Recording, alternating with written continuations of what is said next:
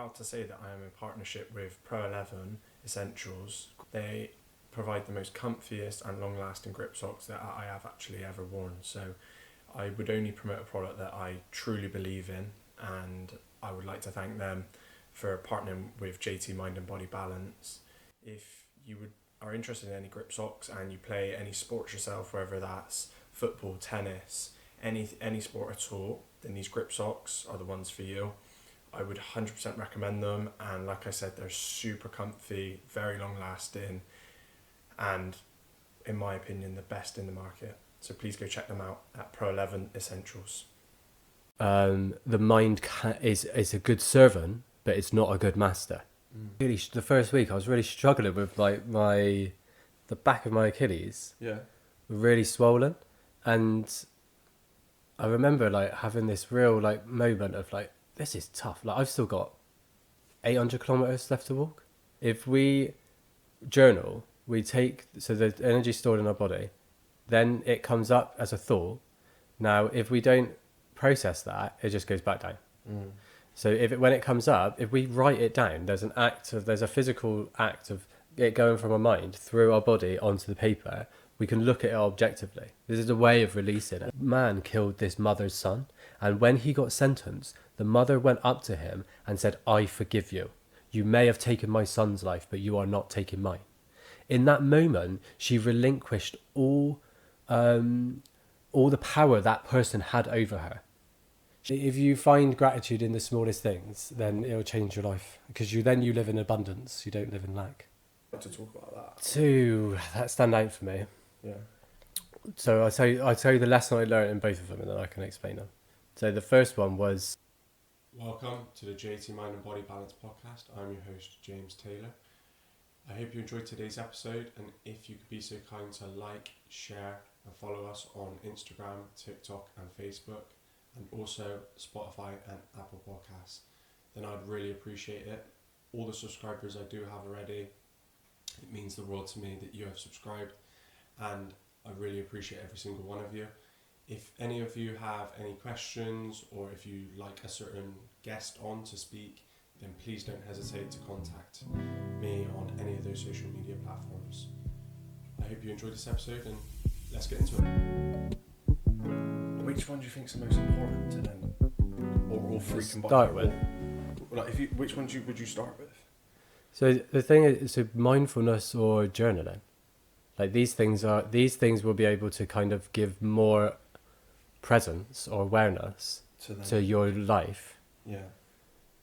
Which then allows you to kind of go into it. Yeah. Because what's the goal? If this is the goal, is to start with, is just to be more comfortable with yourself and be able to create your own. You're the curator of your life. Yeah. How you want to be. So if you focus on, say, if we say the mind is a good servant, but it's not a good master. A lot of people suffer with mental health because the mind is the master. So you're saying, so flip that, how would you then, meditation is then the key to be the master of your own mind, if that makes sense. Well, even doing your ice bath, I can imagine your mind goes, "Can we please not do that?" Yeah. Or it might even be a little bit harsher with you. But you're disciplining yourself.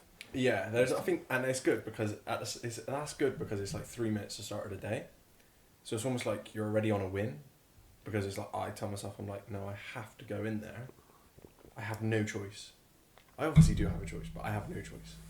Yeah, you're disciplining yourself, aren't you? Yeah, I tell my mind that actually no, I'm telling it that we're gonna go in here, and it's horrible, but we are gonna go in here. So yeah, I get that, but you said something right. You said about this animal thing. Can you explain it to me, or like? So how I understand it is, each animal has a kind of quality to it. So I don't know, like whether like in certain like Native American cultures, they see the animals as their spirit guides. So if an animal is presented to you, usually there has a meaning behind it. There's a meaning because so that animal has like a certain quality to it. So for example, and it can be different based on like how you perceive it. Like if I was going to say an elephant, like an elephant to me is like it's a very like an emotionally intelligent animal. Yeah. It focuses a lot on family. Yeah, I agree. And they actually have matriarchal structures. I would view it as quite like wise. They're quite wise. It's like a wise animal. They're pretty smart and. So like this is how I was doing this like shaman introduction to shamanism course, and the lady in there said your spirit animal usually gets presented to you like in meditation. Oh, okay. So if you try and visualize your animal, like without like you're trying to visualize like the spirit animal without like producing the image of something. Just allowing whatever comes in to come in. Yeah. Rather than like saying, "Oh, I'm gonna have that." Yeah. That's my spirit animal. Yeah, mine is an elephant. Is it? Because it's just something it's always come to me throughout my life. It's at different points. In the physical or in the. Yeah, both. Like both in the physical, and like before I didn't even realize it. Like when I got that tattoo with the elephant, I don't know why I got that, but I felt very strong connection to it. So how could that help though? How could that help someone? Well, it depends what you use it. Like this is what I mean. Like I'm just explaining that culture. Yeah. They have a very like they focus a lot on the spirits of the animals, whereas in other like here, for example, like when I go to the spiritual church, they focus on the personification of spirit through the connection of like the deceased. So that person has lost, those mediums are channeling that part of them. Like in for example in shamanism, if you go to the shaman with an illness, usually what they'll do is they'll lie down next to you, and so you're both let down together. Yeah, and they go into to journey into the underworld or an alternate state of consciousness.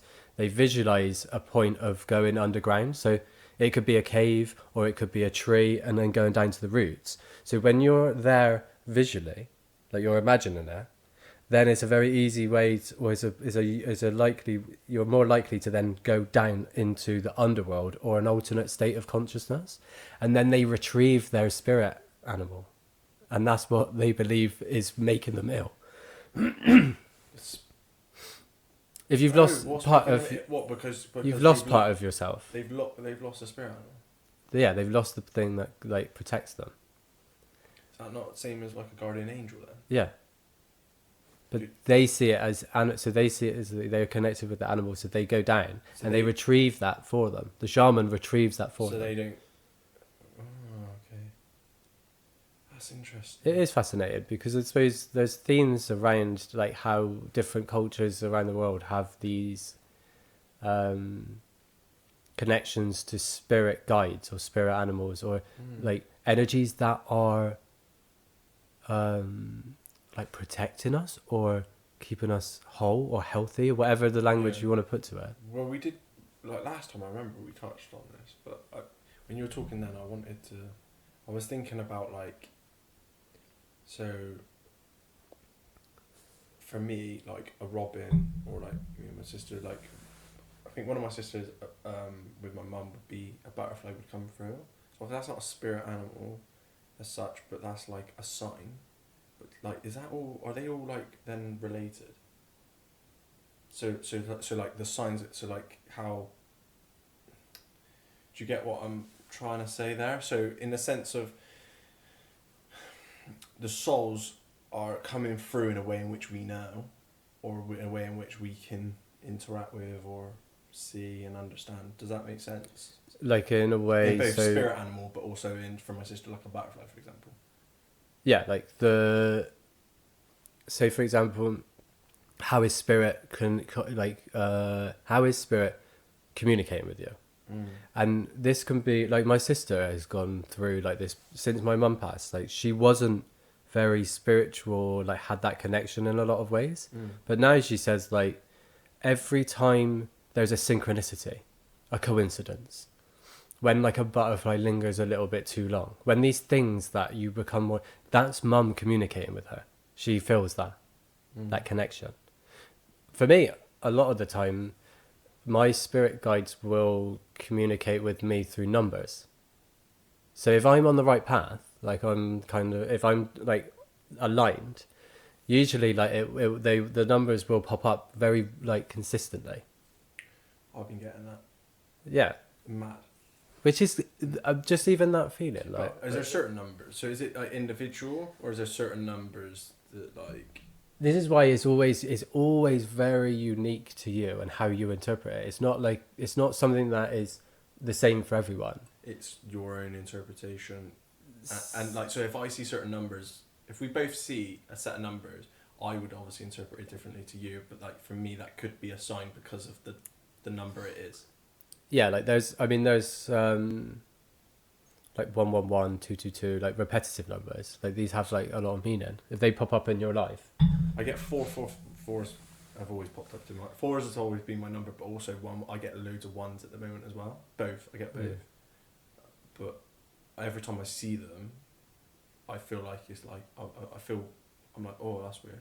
I think 4 and 1 are very linked in towards like the physical and the spiritual. Like the 1 is the spiritual path, and the 4 is the like physical path, because the 4 is very, if you as a number, sturdy. Yeah, I've experienced a lot when I was on the Camino. When I was really the first week, I was really struggling with like the back of my Achilles. Yeah. Really swollen, and I remember like having this real like moment of like, this is tough. Like I've still got 800 kilometers left to walk. And then as soon as I had that thought, like 444 popped up. Really? And I was like, kind of asked, like, well, I asked like ChatGPT like what that means. Yeah. I was saying like, this is like your way of like your spirits or your mum communicating with you. Like look after like the foundation, like the things that are carrying you. You're on the right path. Just give yourself what you need. And it's how we interpret stuff, isn't it? Like whether it's an animal, a number, it's about just connecting with the non-physical to keep us kind of aligned, guided, like whatever it is, however it helps us, I think is unique to the individual, but it's a connection for you as an individual to whatever the number means, to whatever the animal means. Yeah, I think I 100% I agree. So, like I said, those numbers do come up for me, and the people who are listening and watching like would know that. What was the type of meditation we just done before this?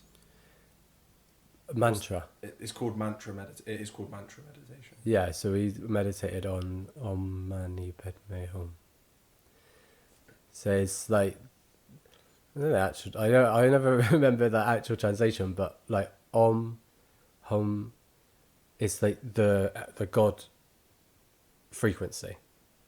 So like all of the I think I explained like Om, all of the vibrational frequency that's possible is incorporated into that sound.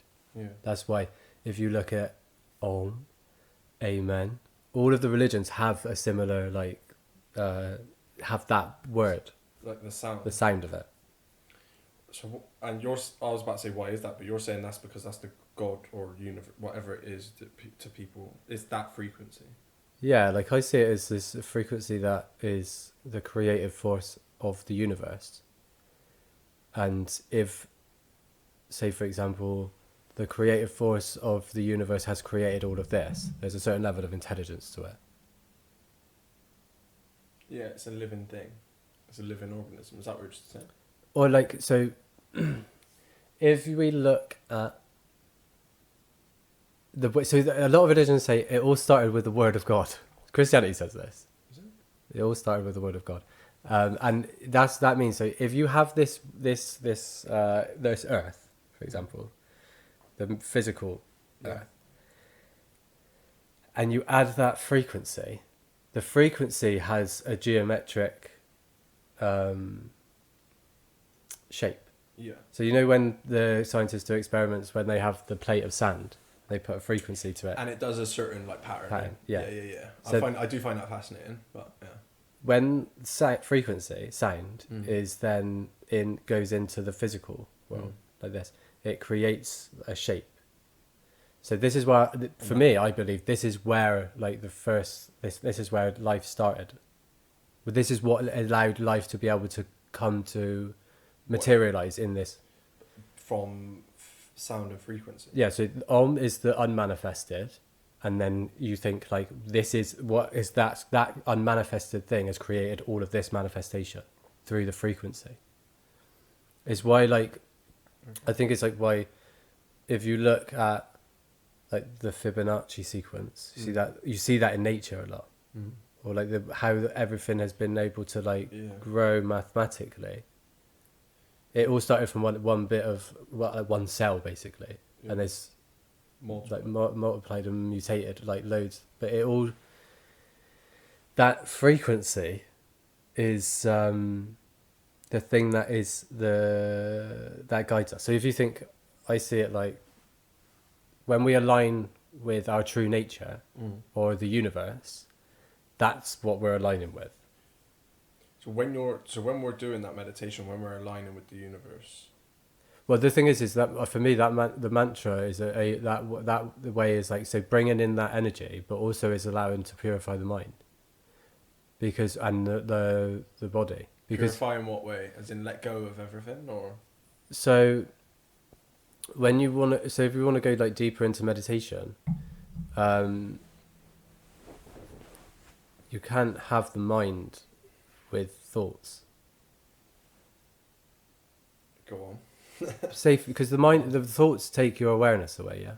Yeah. So you're always trying to bring back to the moment, just of being still, right? It's hard to articulate because it's hard to put it into words. But for example, you're just there. Yeah, like if we have like if our awareness is a light, for example, and our light is on the thought, that's a very narrow. What we're aware of in that moment is very narrow. Yeah. Like I suppose when we're driving, that's quite an interesting thing, because your awareness could be on the thought, your thoughts, but also your awareness can be on like all the things that's going on around you, changing gear. Like subconscious, isn't it? Yeah, like there's different types. There's people describe it like the floodlight consciousness, and then there's the like torch consciousness. But say for example, if we believe that everything is conscious, and we just become aware of that consciousness, this is what like when we become aware of ourselves. Yeah. If we purify the mind, the body, then the act of meditation is expanding that awareness, that consciousness, until you then end up merging with the whole or God. But that's much down. Yeah. Well, so I'm visualizing right in there when we're doing that. I'm getting images like of the sun and I and all these things. Yeah. Is that lucid? Is that lucid dreaming almost? In a way. When you're having visual. Yeah. During a meditation, is that like kind of like lucid dreaming almost? Because it is almost like a daydream, but it's not quite the same. But it's a daydream is the like closest thing I can probably describe it to. Are you experiencing yourself as do you see? How are you experiencing that?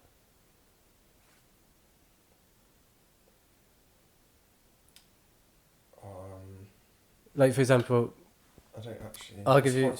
So with like for example, if I say to you, think of an elephant, you can consciously think of an elephant in your mind. Yeah. When we sit in meditation, there's a lot of thoughts that happen to us. They're not consciously made thoughts. Like you're not consciously thinking of. You're like a spectator. You're an observer. Yeah, but usually those thoughts have evolve around the ego, the I. Yeah. Like it's a scenario in which like I am like I'm involved in something. Yeah. Like I describe them as like head movies.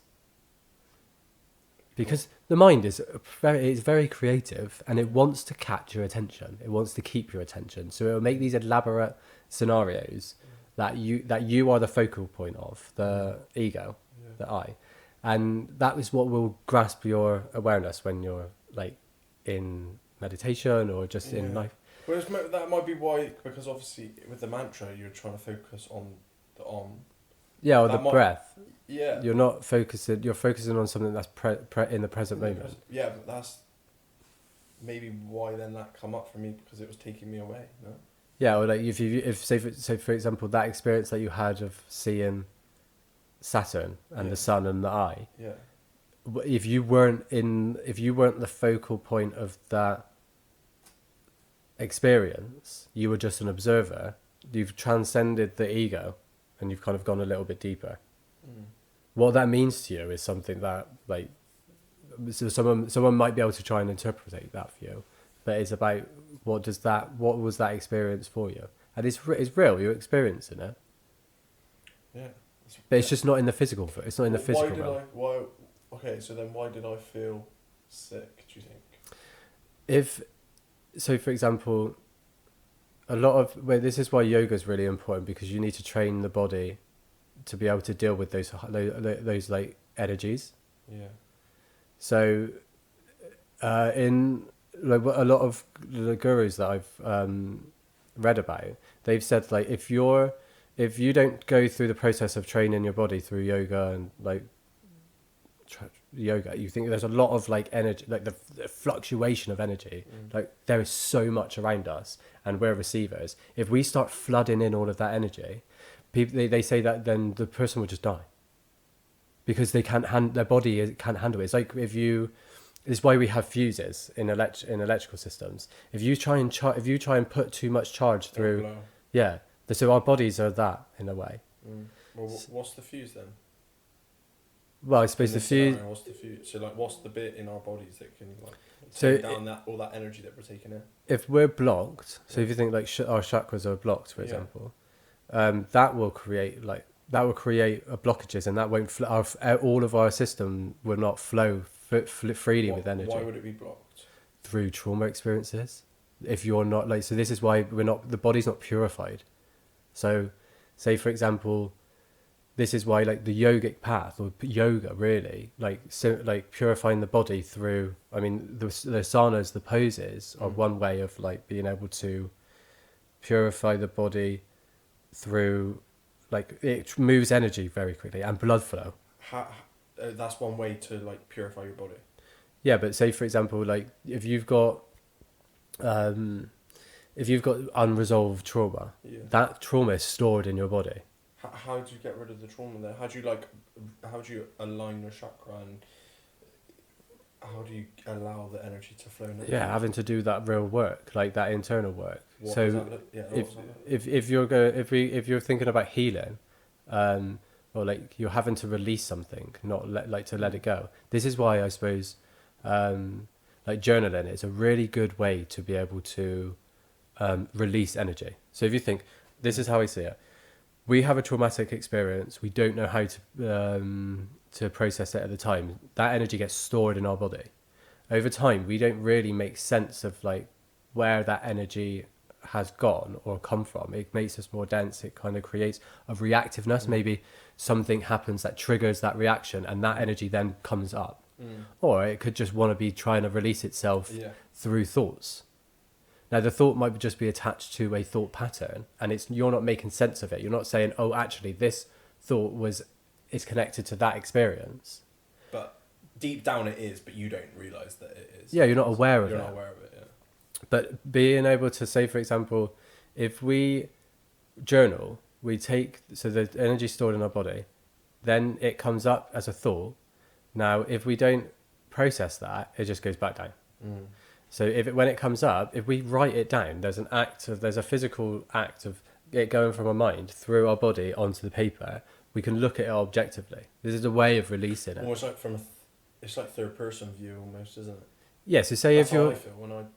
Do you get what I mean? Like if you look back, so if I was to look back through my diary now, which I haven't done, and I don't know why I haven't, but I'm probably a bit like scared to. But if I was to look back to like when I first started doing it 6-7 months ago, I probably would be quite surprised, and it'd be quite interesting to like look at some of the things I wrote down and how I felt, and like do you know what I mean? So I think it's quite a good way of like being an observer of your own thought. It is almost like the meditation in that sense, but it's in this world, this 3-dimensional plane where you actually like can see it on a piece of paper and you've written it down.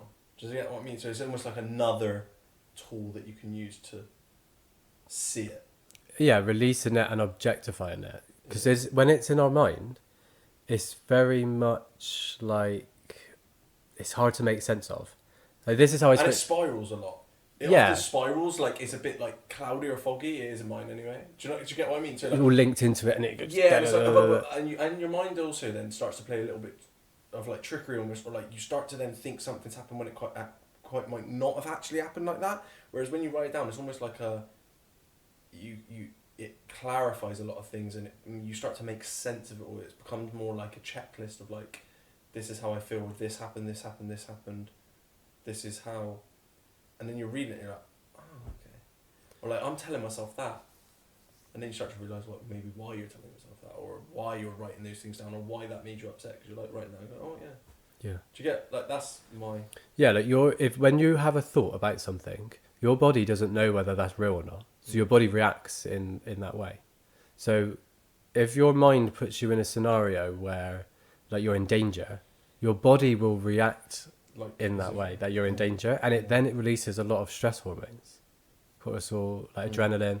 Like this is why a lot of people get sick, because they're constantly in a stress state.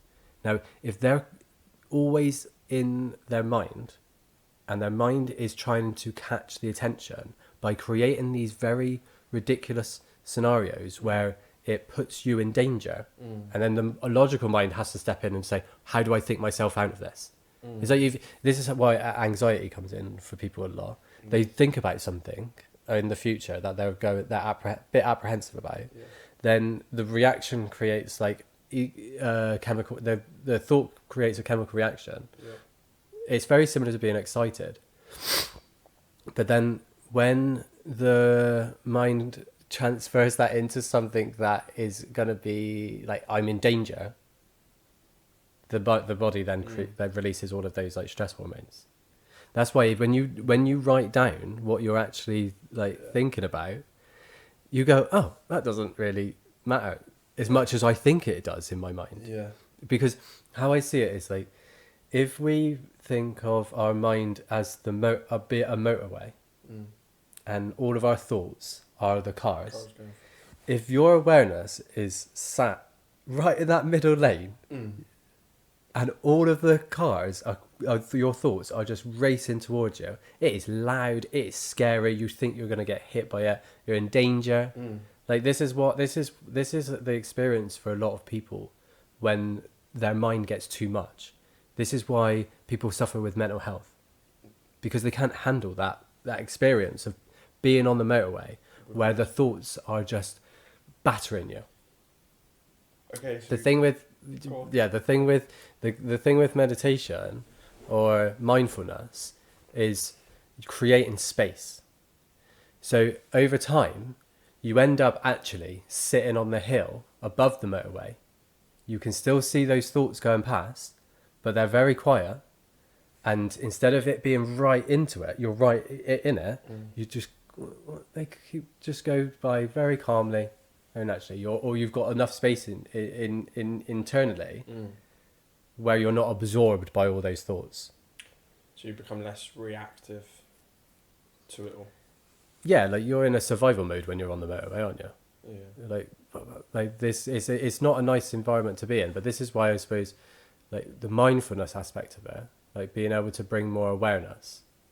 So I suppose so say if we're focusing on mindfulness, journaling, yoga and meditation as tools to be able to bring peace or balance to the mind and the body, then the first thing we need to become aware of is how the mind is taking our awareness, how it's affecting us. Is it not like to ask the questions like, is the voice in my head being kind? Is it a kind voice to me? Is it critical?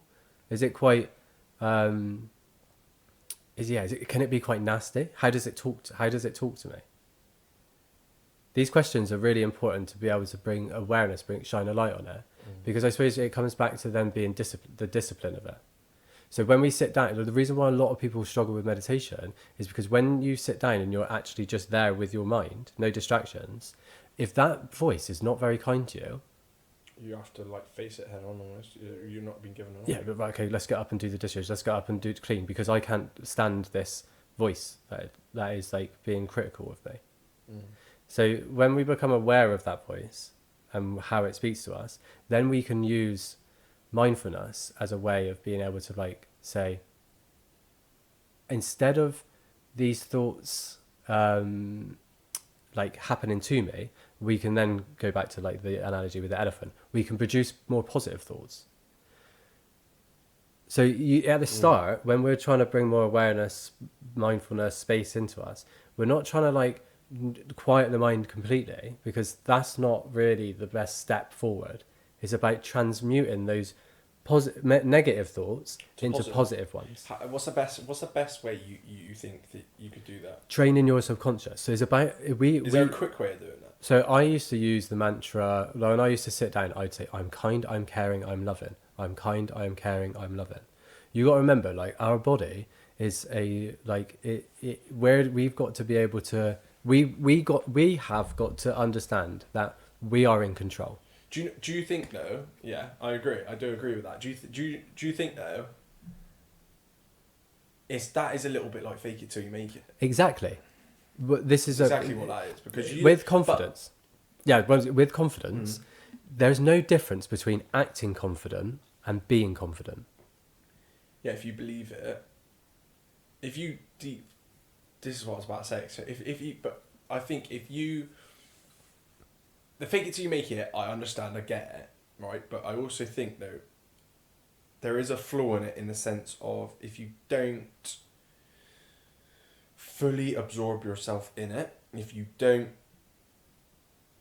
deep down really believe it, then I feel like the universe is still just going to keep you in that loop. So it's really hard, because it's like, well, the whole point of fake it till you make it is that you're not it yet. That's the whole point of why it's fake, right? I would say you are it underneath everything, but because of your experiences and your reaction, how you react, that's not aligned with that. So like somebody, for example, who doesn't like speaking in public, right? Just use that example. Someone doesn't like speaking in public, right? Fake it till you make it. Oh, I love speaking in public. I'm going to go do something. I'm going to push myself out of the boundary. I'm going to go do a massive seminar in front of loads of people, right? For example. They have to really, really believe that they actually do love speaking, even though deep down they don't. But they have to, with all their being, fully engross into it. Because if there's even 1 or 2% that don't, my belief here is that then the universe knows that, or like, not the universe, like deep down, you know deep down, even if there's 2% of you that's like, oh, actually, like, people recognize authenticity. 100%, and that's why I'm like, right, well, if I tell myself I'm something, even though my mind at the minute knows I'm not, but I have to fully believe it with all my being and go full out 100% of whether that's a manifestation of something materialistic or physical here, or whether that's an emotion, or whether that's a type of love or type of friendship or type of, I have to fully go for whatever it is 100%, because if I don't, I was listening to Matthew McConaughey about half-assing it, right, on a couple of different podcasts, and it's so true. If you half-ass something, then you're then going to get that result. You're not going to get the result you probably desire. So you have to fully engross yourself into it, and then if you fall on your face and you're like this person in the seminar, for example, I was just using, if they do get scared, then at least they fully went and believed it and tried it. There's a process, isn't it? Like, this is a journey. Like, you're not. Yeah. Because that's the thing. Like, if we want to curate who we are, for example, like I see it as when we're children, we're that pure kind of like pure awareness. We absorb a lot of how we project out into the world when we're adults. But that doesn't mean we were born like that. Like, for example, when with my experience with it, like being very reactive and snappy, I wasn't like that as a child. There was a process of learning that through the people I was around. And then there was like, I don't want to do that anymore. Now there's a process of unlearning that. But I think, so you took responsibility. Yeah, you have to take responsibility because you're the one that's in control. You have to curate who you want to be. Yeah, so I think there's a lot. So I think that's when you said about mental health and those things like that. I think it's really hard because people struggle to take responsibility after a certain point, and I believe that some things, no, of course, like aren't your fault, but some things just happen to you, especially as a child. Some things can, as a child, you're very innocent and you're like a sponge to everything, and things can happen. But I think it does get to a certain point where you then have to take responsibility for how you move forward with it. And if that begins by saying, that's not my fault, but I'm gonna take responsibility, I'm gonna make that into a positive, like you said, I'm gonna turn that voice in my head, or turn that, like when you said about being reactive, you then took responsibility. But the problem is too many people just go, oh, well, that wasn't my fault, and I'm just the way I'm, let's say, I don't know, my dad's a drug dealer, so I'm naturally I'm gonna be a drug dealer. Or it could be like, oh, well, my mum used to do this, and now I'm gonna just do that. Actually, no, take responsibility. Take responsibility for. I think that's really hard, like you said, in a bit of a process. But I think that's what we're on about mindfulness, meditation. That's all steps to take responsibility for not just the physical, but also the voice in your head, your actual characteristic, your personality, your soul, who you are deep down, not your body, how you look. It's actually taking responsibility for how you walk into a room, make eye contact. I used to hate making eye contact. Now I'm like, I force myself to do it. I'm like, oh, to put her, like, scare people out. It's like a bit weird, you know what I mean? But because I'm like, I want to be uncomfortable. The more I'm uncomfortable day to day, the better. I don't like being comfortable. I don't like sitting on the table watching TV or doing these, because I'm like, I'd rather be uncomfortable, because I know then I'm it's where growth comes from, then. 100%. And you have to, and that's the discipline, or that's the taking responsibility for yourself in your life. That's the hardest bit for people. So I'm trying to, like, get out of you, really, how, because you have a lot of knowledge and you speak to loads of, like, very wise and intellectual people, probably, that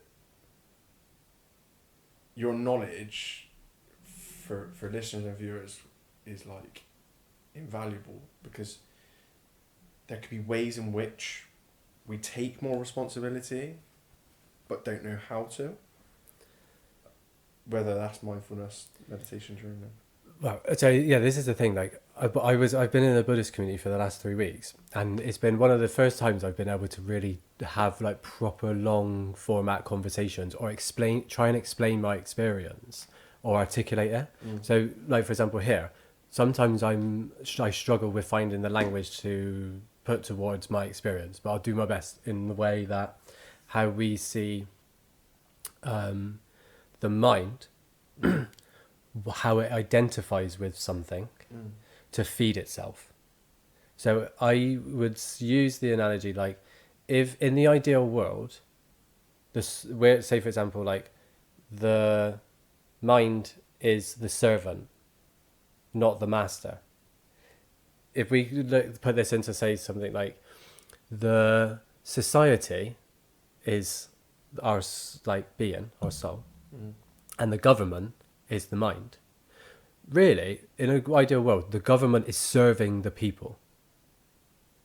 But really, when we look at the government, it's serving its own interest. So this is what the mind is doing at the detriment to ourselves. So Okay, yeah. if the mind is trying to serve its own interests, How? doesn't matter what kind of thing it latches onto and whether it makes you happy or unhappy. It needs to feed itself. So when there's a traumatic experience that happens to us, we then get into a victim mentality that says we don't want to release this because it produces the mind, it feeds the ego too much. So people don't want to move on. They want to be a victim. Not consciously. They might want to, but not consciously, because they believe that they are that voice in their head, and the voice in their head is attached to that traumatic experience. I remember watching a video once where this man killed this mother's son, and when he got sentenced, the mother went up to him and said, "I forgive you. You may have taken my son's life, but you are not taking mine." In that moment, she relinquished all the power that person had over her. She wasn't going to let him ruin her life by attaching hold of like that experience that she had. Yeah. Forgiveness is not about that other person, it's about ourselves. When this comes back into taking responsibility for ourselves, what happens to us, say, as children, like we can kind of say, well, this was like the parents' fault. As soon as we become an adult, that's our responsibility to let go of it and to heal from it. It might be very, very, very hard and traumatic and challenging and painful for people to go through to relive, say, abuse in physical and emotional ways, to be able to try and release that. But it's a responsibility. If you do not do that, you are going to be locked into that prison for the rest of your life. Yeah, and it manifests in forms in different ways as well. So it can present in so many different ways. If you hold on to it, it's not just like, oh well, something. I was in an abusive relationship, so then I'm really going to struggle to be in a relationship in future. It could also be in other ways. So like it isn't just like for like, if that makes sense, which is very obvious. I think it can affect you in so many different ways if you don't hold on to it, if you don't let go of it. I did think I seen what you were on about, and I thought it is, and that's really hard. It's a real minority of people that would be able to lose a child to somebody and then go up to them, and a lot of people would want to be in a room with them and just. That's a very extreme example, yeah. But this is exactly the same thing for any other experience, where if a person can dictate your happiness inside your internal state, then you are their prisoner. And this comes from, like, say, for example, even like being offended. Like, you choose to be offended. Someone could say one of the most terrible things to you in the world. It's your choice whether you become offended by that or not. That's hard. That's hard for a lot of people. That's a good practice to do that. Yeah, that's true. If you identify yourself with I don't know the best way to articulate this, but if you identify yourself with another person's opinion or outcome or something, then it's really hard. You're, like you said, you're trapped, because you're not truly ever going to be happy. Because if you're going to go through life going, well, I've got to get this car and then I'll be happy, or I've got to get this job, or I've got to get the girl, or I've got to have this, I've got to have this family, I've got to be in this house, or like it could be anything. You're never going to be happy. What about just being happy with here and now, where you are? Oh, I haven't got the clothes, or I haven't got, I want them shoes, or they're all materialistic things that I listed, but it does also apply to also like more emotional stuff as well, of like, well, they have to love me and then I'm going to be happy, or that's going to be, no. What about just loving yourself first, being happy in yourself first, and then not letting everything else around you dictate the internal? As long as, if your internal is stable, this is what I really realised this last year or so, is actually, the more stable I am, the more stable everything around me is.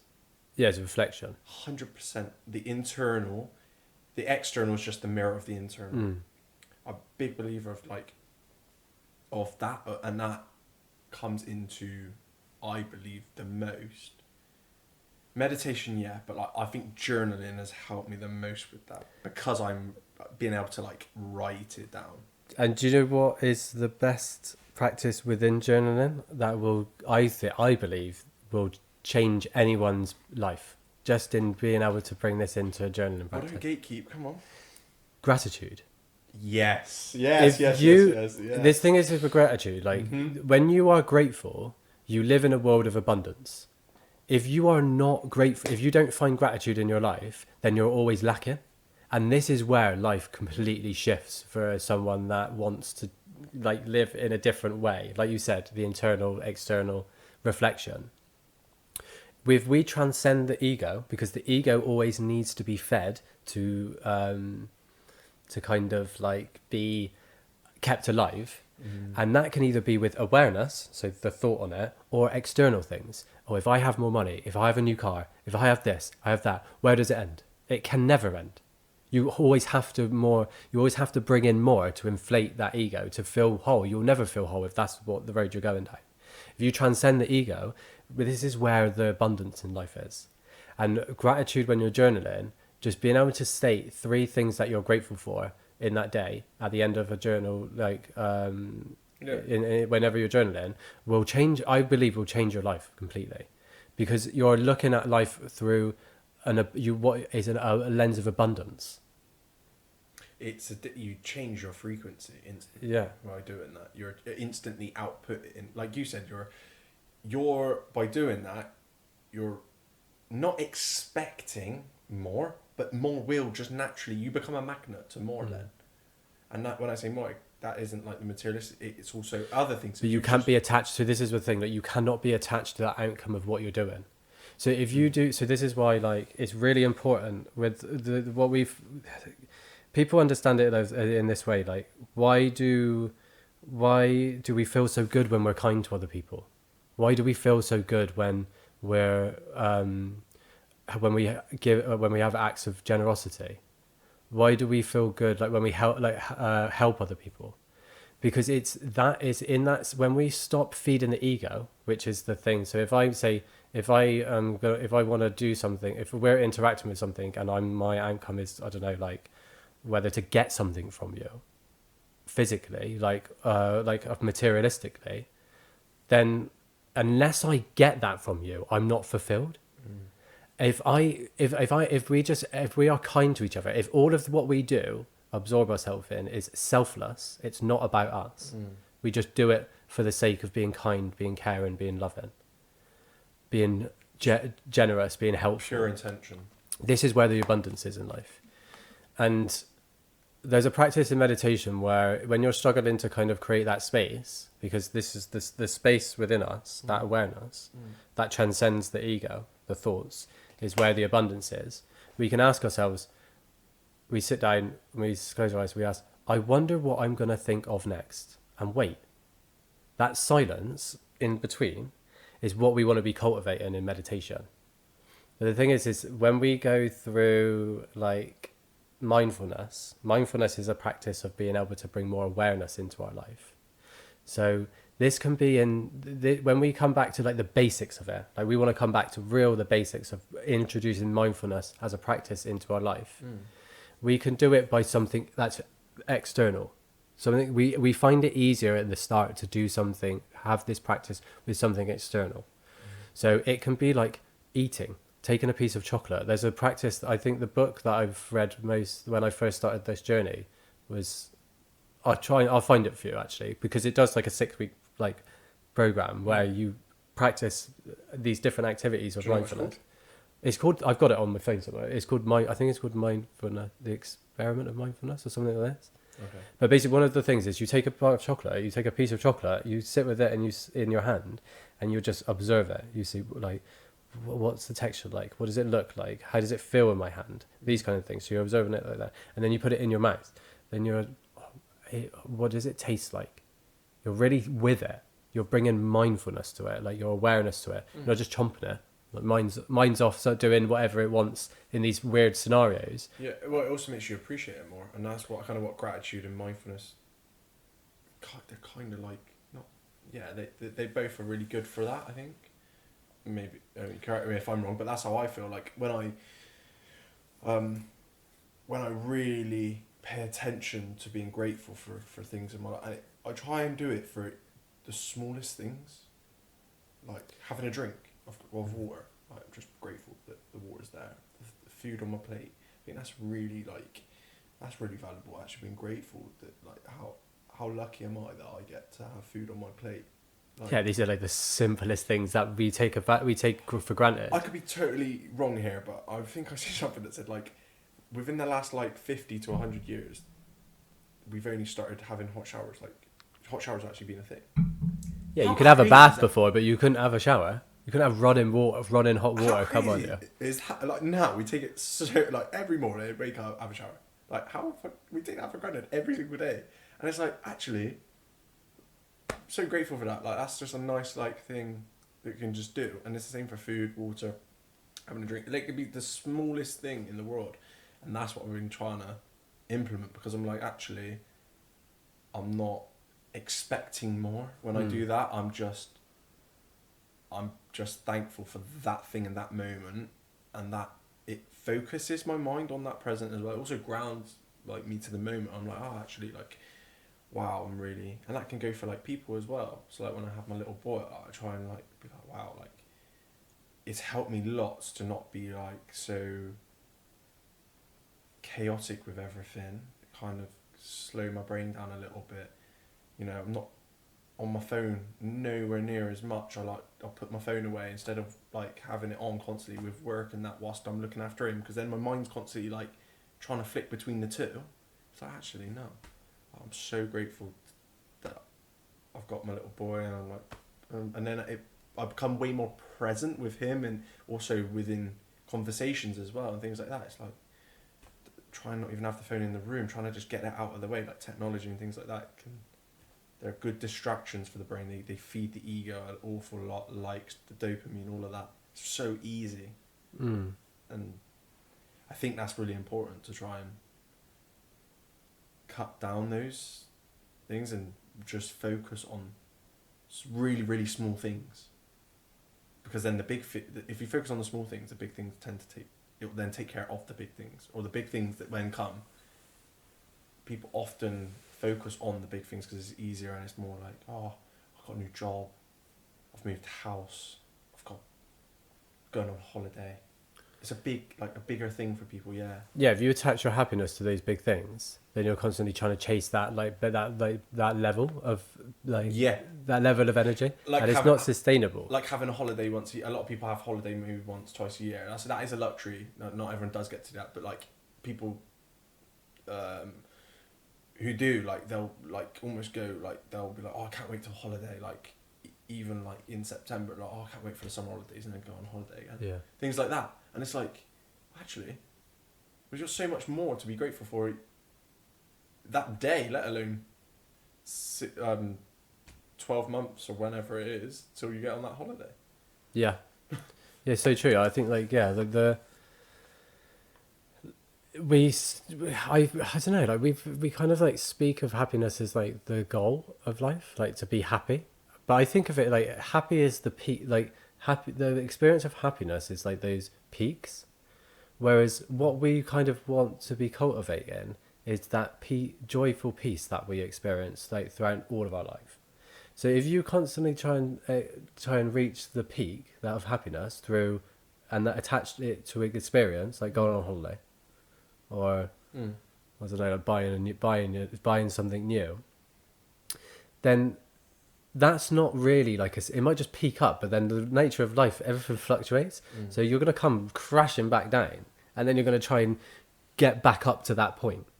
And that is usually like getting another spending. So you could buy a new car, and as soon as you come crashing down, the car's not good enough for you anymore. It's not making you happy like it did, because you're trying to chase that elevation, that elevated state. Yeah. I always think of it like when we cultivate like non-attachment to something, like whether we be saying like whether we take offense to something or something makes us happy, like we keep our peace within that. So this is the thing that we want to be cultivating in our life. These are the things that so all these peaks and all these dips don't really affect us that much. So what's your goal then? What's your goal from life? I might, like, really, like, I just want to, at the moment, like, I'm just practicing Just being as like present. Like this is the thing. Like this is what is all. This is how. If you simplify everything down, everything is everything. There's such an abundance in the present moment. But what I've kind of been doing over the last 5-6 years is all of the practices has been able to. I'm trying to like purify everything, my body, my mind, so then I can have that state of being, like all through the day, all through the night. That I'm just present. So I experience it now. Like when something bad happens to me, or something good happens to me, I don't experience those like ups and downs. Like it's just happening. Yeah, and I've seen you went like with your fingers like the bunny ears for good and bad. I mean, again, that's the same as being offended or not. It's you're the one that's determining whether it's good or bad. Do you know what I mean? But like that's your own personal perception. But it might not be good or bad. That's your ego being put onto it. Yeah, if you live in an ego state of consciousness and you believe that to be you, a lot of the time it's insecure. So people can manipulate you and be able to affect your inner state very easily. Yeah. Because it can poke those insecurities, and those insecurities are reactiveness. If you go deeper than the ego, transcend the ego, and you are in that state of being, like the wholeness of ourselves, there's an abundance there. You don't believe, like if you believe that you're whole, if someone says something to you, regardless of what it is, it will not affect you. It can't affect you. And it's the same as like if someone tries to like, you could use it on the other end. Someone tries to inflate your ego, gives you a compliment, like it's just someone saying something to you. But what? So then, yeah, I agree. But then, so what if it does? What if it does? Someone compliments you and it does make you feel really good, or if somebody says something horrible and it does make you feel really bad about yourself. You know, how be aware of it. Yeah. Being aware of it is a great step. Yeah. That you see that you're aware that it makes you feel a certain way. You then have in that awareness. You then get to choose whether you hold on to it or not. So it's about being aware, being mindful that you're like, right, this is how, okay, that they said that, this is how it makes me feel. And then dealing with it and going, okay, how do you then... And then this comes back into to the intention of why you're doing something. So say, for example, I always use this analogy because it was always something that really shone a light on it for me. Like, I've been learning Spanish for like, probably like 5 years now. And it's been on and off. And I noticed, like, in my mind will create certain scenarios, for example. And there's 2 different types of thoughts that happen to me. Like, so the first thought is me speaking Spanish in front of my friends and family. And that, to me, is an ego. That comes from the ego. Yeah, that comes from like kind of showing off, or like feeling like that's like I want to like prove myself to my friends and family that I've been able to like learn another language, for example. Yeah. But then there's another thought that is when I actually speak to someone in Spanish, like on the Camino, like being able to walk down the street with an old guy and have a conversation with him and connect with him. That is the reason why I'm actually learning Spanish on a deeper level. Now, those 2 thoughts are like happening in my mind. Yeah. One's coming from a very deeper perspective. One's coming from the ego. Which one am I going to feed? Do you see what I mean? Whichever one you focus on. Yeah, but if you focus on the one that is produced by the ego, then that is giving it more energy. And over time, so like if our practice is to try and not give the ego the ability to control us, we don't want to be feeding into the thoughts that it comes that it stems from. So we focus. So for example, like my motivation to speak Spanish is because I want to connect with more people, and I want to that for me is the core reason of why I wanted to learn Spanish. Now my mind will go, oh, like if you could like speak Spanish in front of like your family, like, but that's an ego. That'll be feeding into my ego. So it's about when we meditate, we can look and actually observe and see where these thoughts, and be honest with ourselves about where these thoughts are coming from and which ones we want to give attention and which ones we don't. Because if you don't give attention to something, if you don't give awareness to it, over time, it will just diminish because it has to be fed with your awareness. So this is how the practice, this is why mindfulness... That's like almost like a habit though, isn't it? It's the same, kind of similar with a habit. So it's like almost like you're breaking that habit of feeding it. So eventually, you then formed a new habit of feeding the deeper meaning. Yeah. Which is essentially what you're Yeah, saying like there in a nutshell, isn't it? I suppose, yeah, like this is it really. It's Like, like habit forming. yeah, like Getting you into the habit of being able to be present, getting into the habit of... every thought pattern has, and it's like every time it happens, it gets more entrenched into us. Yeah. So it takes more like awareness away from us. Like it shines kind of more, or it's stronger. Like it draws you in more. Like when those trenches are deeper, like it brings you in more.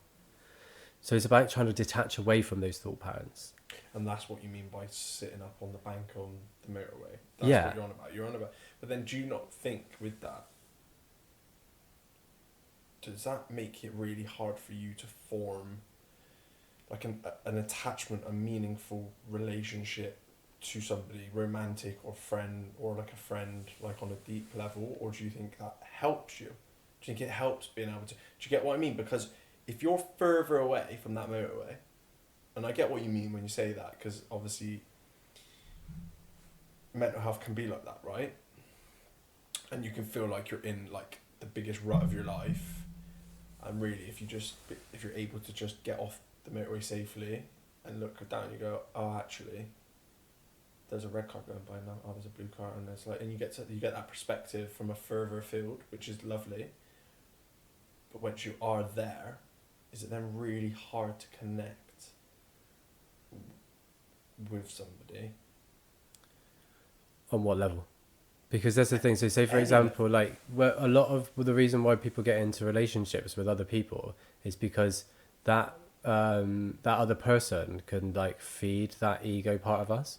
So for example, with my one of my relationships, my ego in that relationship was at its most strengthened, but it was strengthening itself through like a negative image of myself, and it was a really beneficial experience for me. But the thing is that was, so that trauma aspect of it, so there was like that insecurity was attached to that relationship because I felt very insecure in that relationship, which then fed that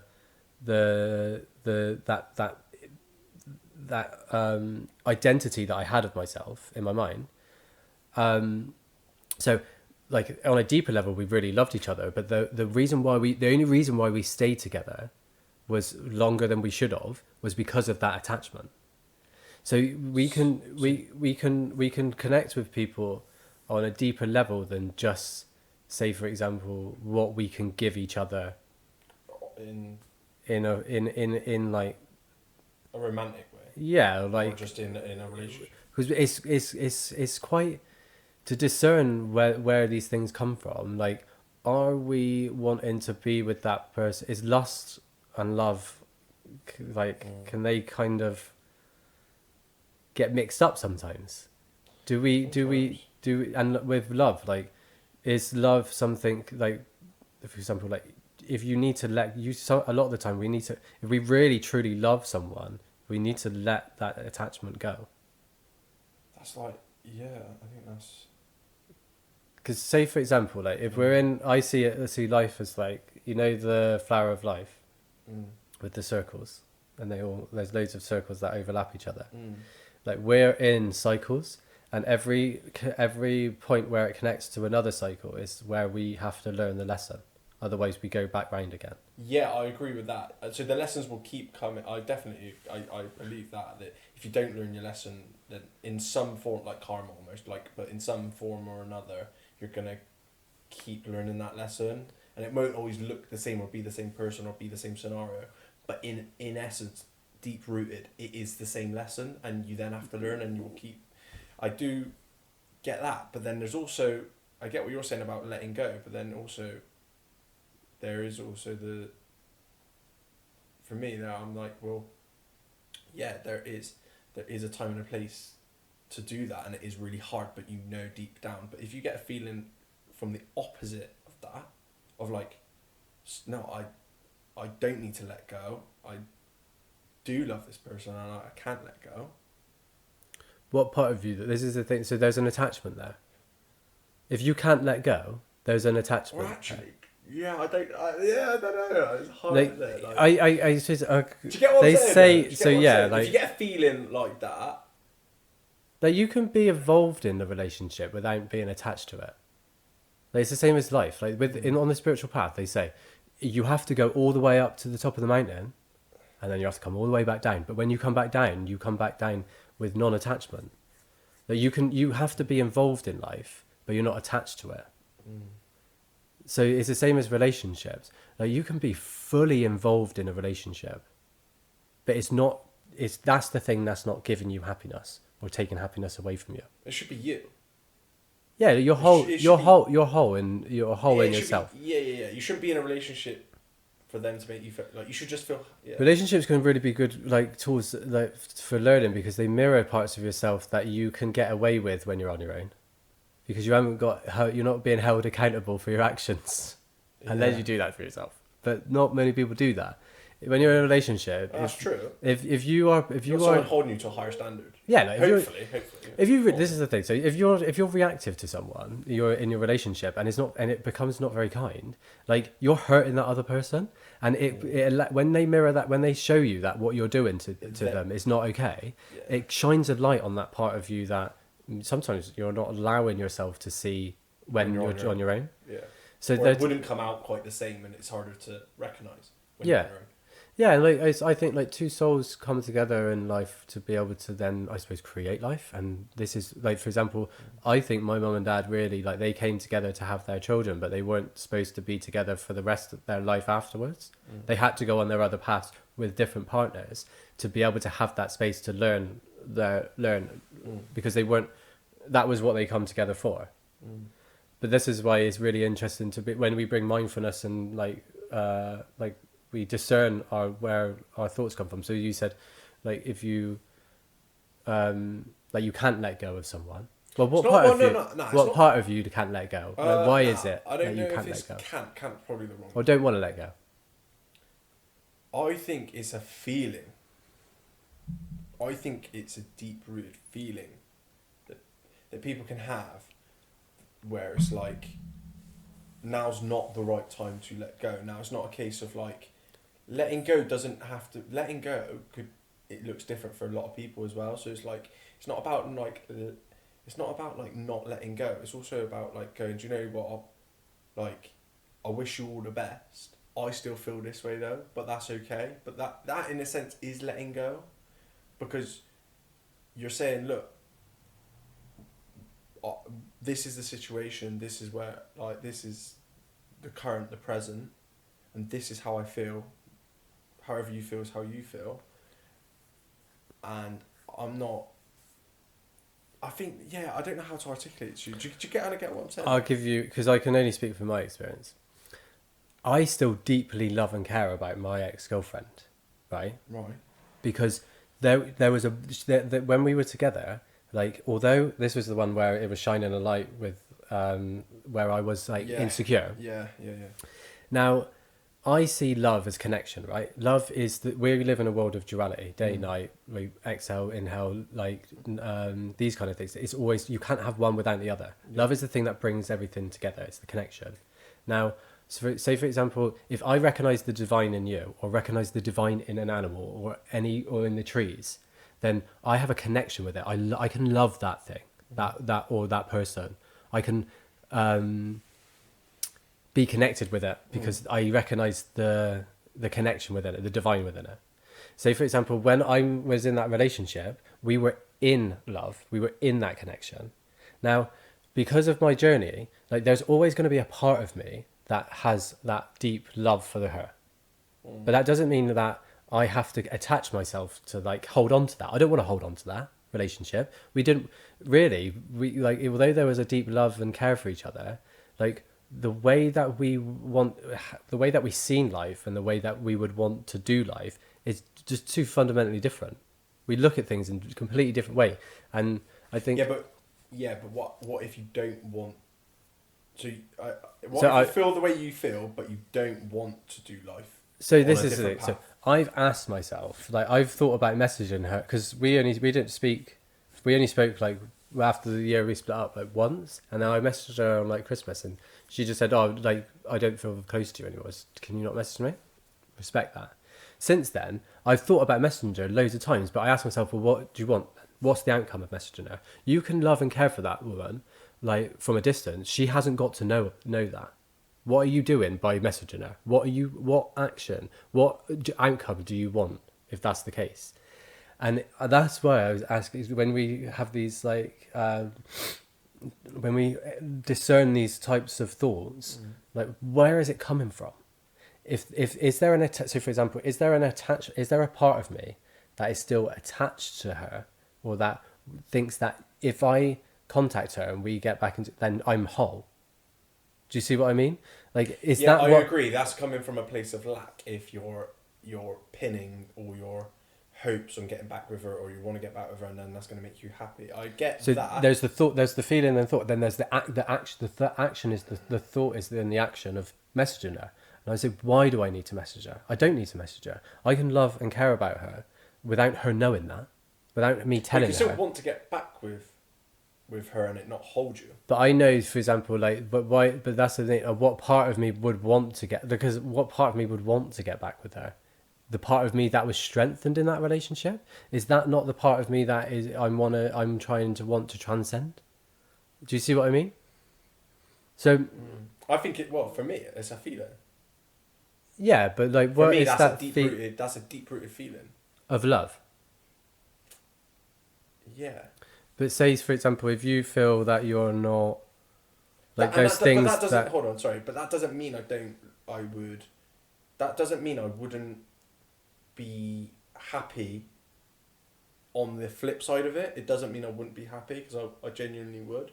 what if you weren't together? Yeah, or if it nothing. Yeah, if it didn't play out how I wanted it to play out, that wouldn't make me then not happy, because I do have that love. So it's like, actually, well, it wouldn't matter. But if I'm, So how do you want it? This is the thing. So when we say how we want it to play out, there has to be an attachment there in some form, because there's a want there.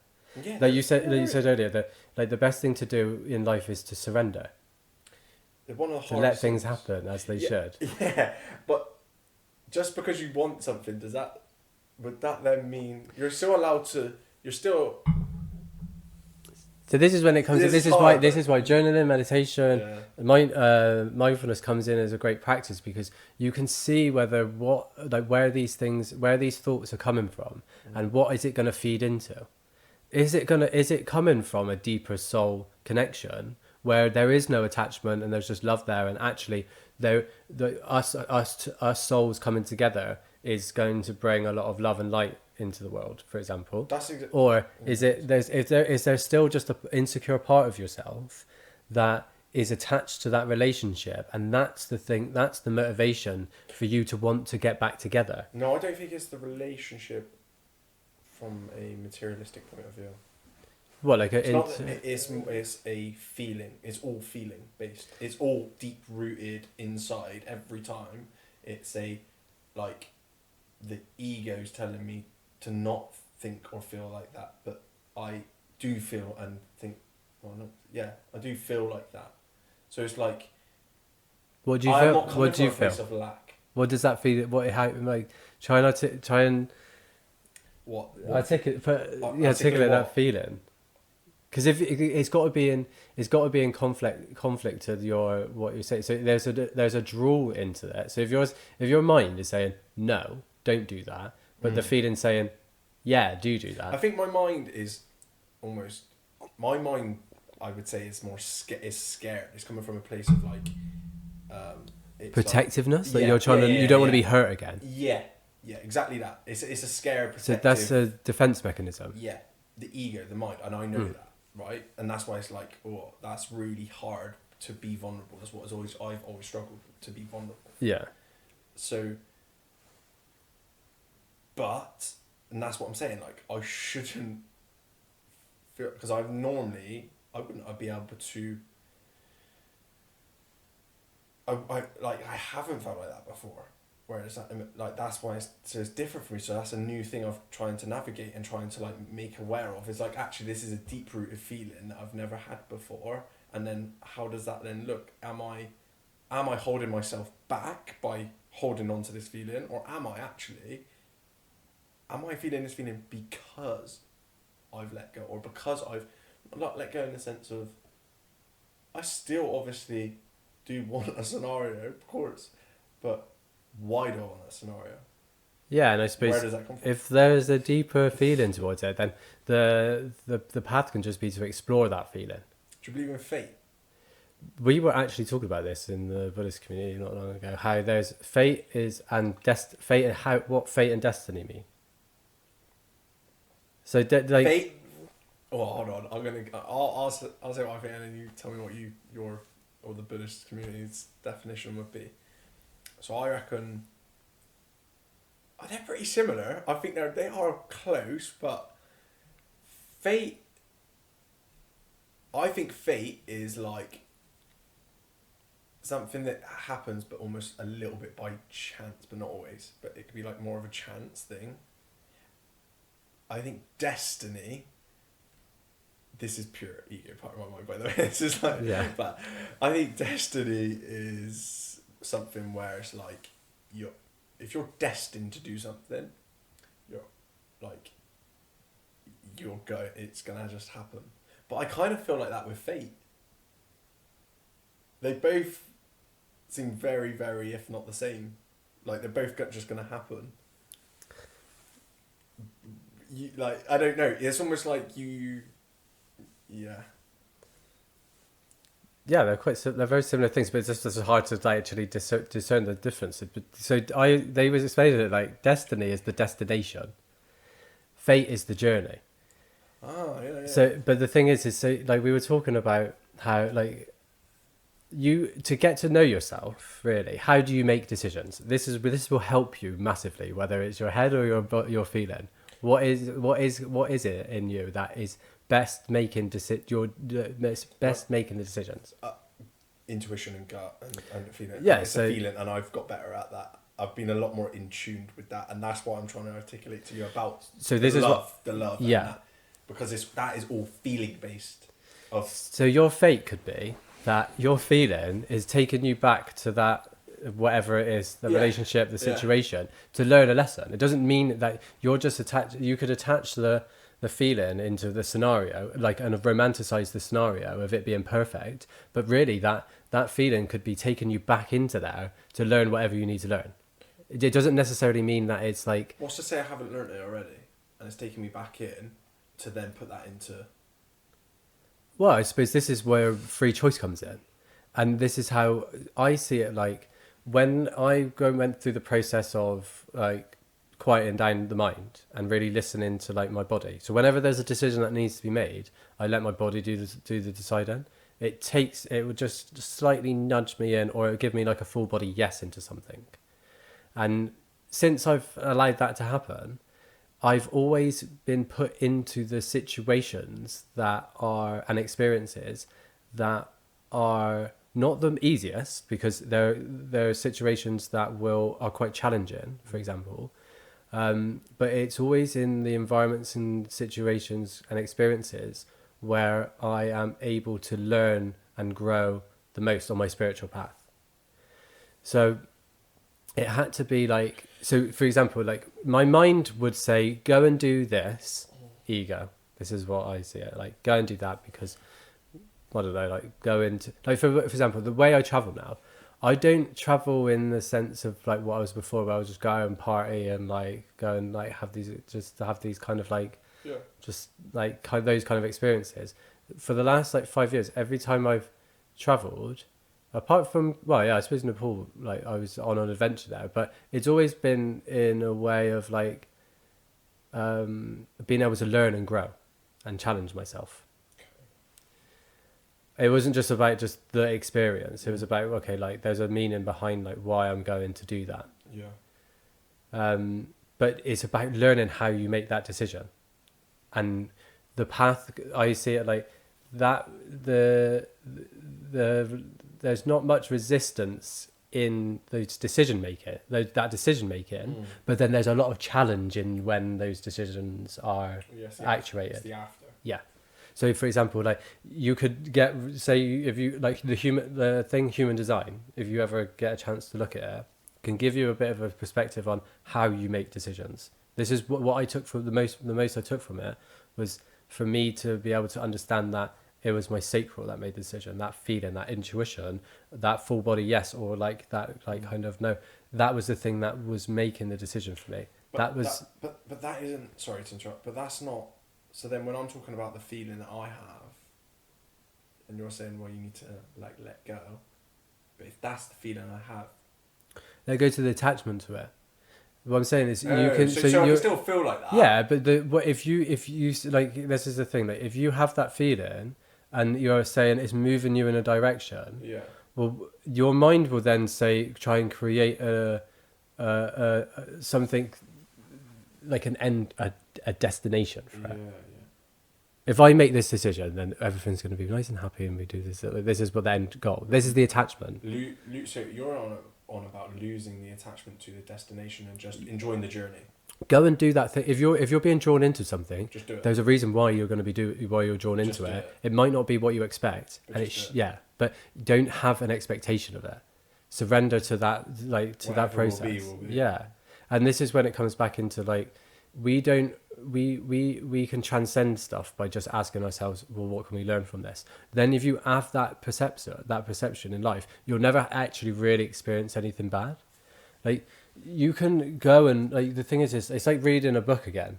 Do you see what I mean? Like sometimes we have to go through the lessons a few times to get a deeper understanding of it. Sometimes we need to read that book, watch that thing a little bit more than once to see it from a different perspective every time. We're coming at it from a different perspective. FK Pro single-handedly changed my football career, and it could do the same to yours too. Whether you're an athlete training or general public, it doesn't matter. It is an amazing piece of equipment that is totally transferable and you can use in your own home, gym, out in the park. It doesn't matter. And like I said, from my own personal experience, I was told I was never going to play football ever again. And thanks to FK Pro, I was able to get back playing semi-professional football. So please go check them out. It's an amazing piece of equipment. You can work your whole body and it strengthens absolutely every muscle in every way you can imagine and some. It's really flexible. You can use it anywhere. It is also a really good piece of equipment to help progress, and it's just you versus you, your own body weight against gravity. It's super safe to use. It comes with a manual, and like I said, whether you're a professional athlete or you're just looking to get a little bit fitter and are a little bit health conscious, it's the perfect piece of equipment for you. Please go check out FK Pro and DM me if you're interested. Thank you. What was I going to ask you? You mentioned that you'd been obviously on these journeys and that. What was the most I'm really interested to know which is the most transformative. Like, which one sticks out to you? Or are they all we did speak a little bit on it, I know last time, but like we didn't really go into like What kind of journeys? yeah, like is there any in particular that you think you're like, oh, like that was Like an experience? the journey is however you interpret that, but I think especially from the like we're gonna know from the previous one, like your story a little bit more, but you've like changed a lot since being a child to now. So is there like certain ones in particular that you're like I would quite like to talk about that. Two that stand out for me. Yeah. So I'll tell you the lesson I learned in both of them, and then I can explain them.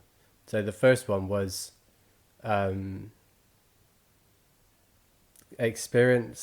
confronting death, and then being able to live my life completely fulfilled. Like if someone said to me, Liam, you're going to die next week, I wouldn't change what I'm doing. The second one was, the thing I learned was unconditional love. So the first experience was an experience I had smoking DMT. So DMT is what they call the spirit molecule. It's the main it's the main compound in ayahuasca. So ayahuasca is the drink that is used ceremonial Right. purposes in the Amazon. And the second experience was in silent meditation. When you done the silent meditation retreat. Not in Thailand, but the one in Mexico. Right. So one's using a tool. Yeah. The other one was just using more time was the thing that was the thing that allowed me to get to that point. But yeah, I had an experience. I was experimenting with obviously psychedelics and like with mushrooms and all this stuff. And yeah, in lockdown I extracted DMT from root bark, which is like, I remember last time you said you were growing. You just like grow like your own. I think it's just a good way to connect and stuff. But to be able to actually do it yourself, like they take this root bark and extract the alkaloid out of it, and then it's basically I had this experience. So for anyone that doesn't know what DMT is, it's one of the strongest psychedelics in the world. So you're tripping out. So when you take mushrooms, for example, like you're kind of like in the visual field, like you're still experiencing stuff. If you take DMT, like you're not. The scientists at the moment are hooking people up to drip feeding them DMT to map the realm of DMT. So loads of people around the world have very similar experiences of meeting similar entities when they smoke DMT. What entity? What? Like spirits. So, for example, dimensions, like these different, like there's loads of different levels. What dimension do you think that is then? The thing is, say, for example, if the molecule has a certain dimension or perception to it, a realm, that when you smoke it, you enter into that. Because you lose your whole visual field. So you just when you're doing it, were you just led there? Yeah, you kind of do supposed to like lay down, but it just hit so hard this one time. And you can remember it? So I said the experience was, I like basically went shut up into, and everything just was black with these huge, massive like... You shut up into outer space, but you're led here, but like you're visual, like you were... You're not, yeah, like you just lose all like perception, like you're not in your body, like Can't you're feel not your body. No, you're not thinking, like it's just a different, it's hard, you can't really articulate the experience of it. It's very hard to put language to it because there's nothing like that. Like it, Yeah. And I was just like kind of suspended in this vast black open space, and there was loads of like bold shapes. And I remember I moved my head and nothing in my visual field changed. And at some point, what do you mean? So I felt my head move. But like it stayed the same. Everything stayed the same. Whoa. And that was when, like, at that point, That's it. At that point, I lost all perception of time and space. And in that moment, I had this overwhelming understanding that was it. Like, I died. That was it. You thought you had died? That was it, yeah. That was and when I accepted that, just this pure peace came over me. Really? And I was like, so I had no idea of like there was no grounded in time perception. Was that is that your conscious brain there? So like, is that your conscious brain going, I think I'm dead? It was more of an acceptance of it. Like a feeling? Yeah, like it was just a whole... You just everything. You just felt like you were dead. There was no there was holding on to something. I couldn't hold on to something. I couldn't hold on to anything. I couldn't hold on to my body. I couldn't hold on to my thoughts. I couldn't hold on to my room. So in that moment, because I lost all perception of time, like the thing is with psychedelic experiences, they say the worst thing that can happen to you is think that you're dying. Actually, that's the best thing that can happen to you, because you're confronting the thing that overarches all the other fears. If you can accept that you're going to die, so this is what I learned. If you accept that you're going to die and you fully make peace with that, you will always live life to the most, you will always try to, I find it hard to articulate it. You will always live your most fulfilled life. You're always present in what you're doing. You're not going to wish it away. Like most people, if I say to people, you're going to die in a week, they go, oh, I still need to do this, I still need to do that, I still need to do this. Okay, well, you might die in a week. Why are you not doing those things? And if you're not doing those things, why are you just not present and happy with what you're doing here? Before, I would always be like, if I was here, my mind would go, oh, it'd be so nice if you were traveling. Oh, it was so nice if you were in this place, in this place, in this place. Well, no, like, you're here. Be here. Be present here. Like, don't wish this present moment away, because this is where life is actually happening. And it was interesting because after like a while, there was just this light, this small dot right at the far end of my visual field, and it just started coming closer and closer to me. And as it was getting closer, it was getting bigger. And as it was getting bigger, I was like, "Oh my god, it's my room!" My room just came back into like my like visual field. Like I was like, I could not stop laughing and like smiling for like an hour. I just like messaged my mate Greg. I was like, Greg, I was like, you never guess what? I was like, I've just died. Like, not really, but like I had this experience of dying. Yeah. And like when I wrote about it, when I was writing about it after, that experience shifted everything for me. One moment. That Like that. experience, it changed my whole life.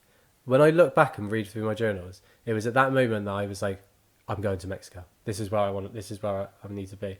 And then it was like, from that point, it was basically like, I was always fully present in what I'm doing. Like for example, I'm going back to Mexico on Sunday, but Yeah. like, and I've been in the Buddhist Buddhist community since then. But even though I booked the Mexico when I was in the Buddhist community, it never took me away from being there. Like I was never like, oh, you're gonna be like. So people go, oh, you're looking forward to Mexico. I was like, oh yeah, I am actually. Like, yeah, it's actually coming up quite close. But I was always like, when I was in the Buddhist community, I was fully there. I wasn't wishing it away. And, I can't wait until I'm in the desert or Mexico kind of thing. So that experience for me shifted loads of everything. Yeah. It's like, if you're here, be fully here. If you don't want to be here, go and do what you need to do. So what? Yeah, 100%. So when you're in that like black void and there's like shapes or whatever, like was that just it? And then your room appeared after a certain. I can tell you how the perception. In actual time, it was only like 10, 15 minutes. Was it? So yeah, because that's what happens with DMT. Like when you smoke it, it only lasts for about 10 minutes, and you are sober after. You go, it's like you shoot up into this other realm. Because all you've got to do is smoke 0.05 grams of it to go have a breakthrough dose, and you go up into this other realm. Is it dangerous? Like, it's like with everything. I would not if you don't know anything about it and you're not prepared to take full responsibility of your life, don't be doing psychedelics, because they're powerful medicines. If you're interested in them, like, talk to someone that has experience with it, and maybe go somewhere that facilitates it in a proper environment. Do it safely. Yeah, like, don't do these things just like unless you feel really comfortable and you've researched it enough and you're willing to deal with the responsibility that comes from the lessons that you learn in them. Like, they're not recreation. They can be used recreation. They're not recreational drugs. They're not recreational substances. They're very powerful, and they need to be respected. But this is why, like, one of my friends that I met in Mexico, he's like a psychedelic journalist, and he does a lot of like research into, like, especially in Canada, like they'll just have like get a free gram, like, because it's legal there, like on the street. And this is not a good way of like bringing these medicines like into society. Not safe, yeah. They're not recreational. They're sacred things that should be used correctly. But That's mad. but this is what I mean. They have the power to have these shifts in experiences. So do you get visuals like that in your meditations then? So when we were meditating, for example, Did you have a visual? I was in that space basically. That's how I felt Again? experience it. But that expansive void, that expansive. Yeah. But you did have GMT. No, because these. So this is what I mean. Like, these substances can give you a glimpse into what is possible. But they say with psychedelics, once you get the message, hang up the phone. They're not going to be the thing that makes you reach these states of consciousness. So, for example, then I will go into the second experience, the silent meditation. Now, that was 5 days, but we were fasting, and it was in the jungle. And in that experience, I really understood what unconditional love is. And before I went to Mexico, I was having a really tough time with my dad, and I was kind of expecting him to like love. Like, I was like, if he's not showing me love in the way that I think he should show me, then he doesn't really love me.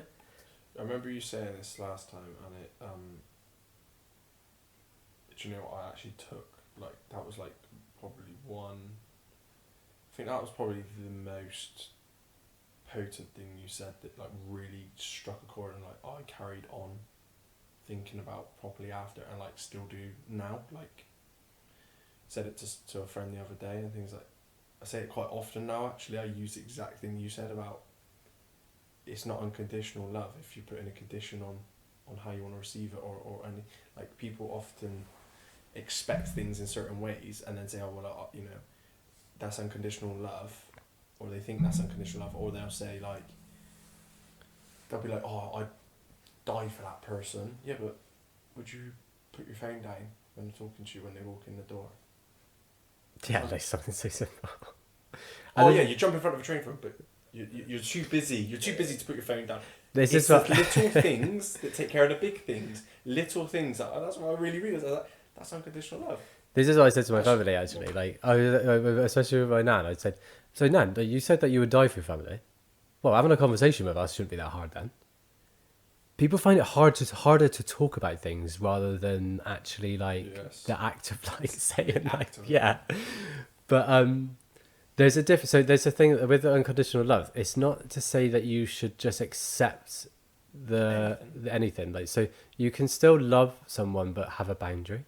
Yes. That's the people confuse that sometimes. Yes. If someone it's almost like you're just because you have unconditional love doesn't mean that you're like, you would just then let them walk all over you, or it's like you accept everything. You can still have unconditional love.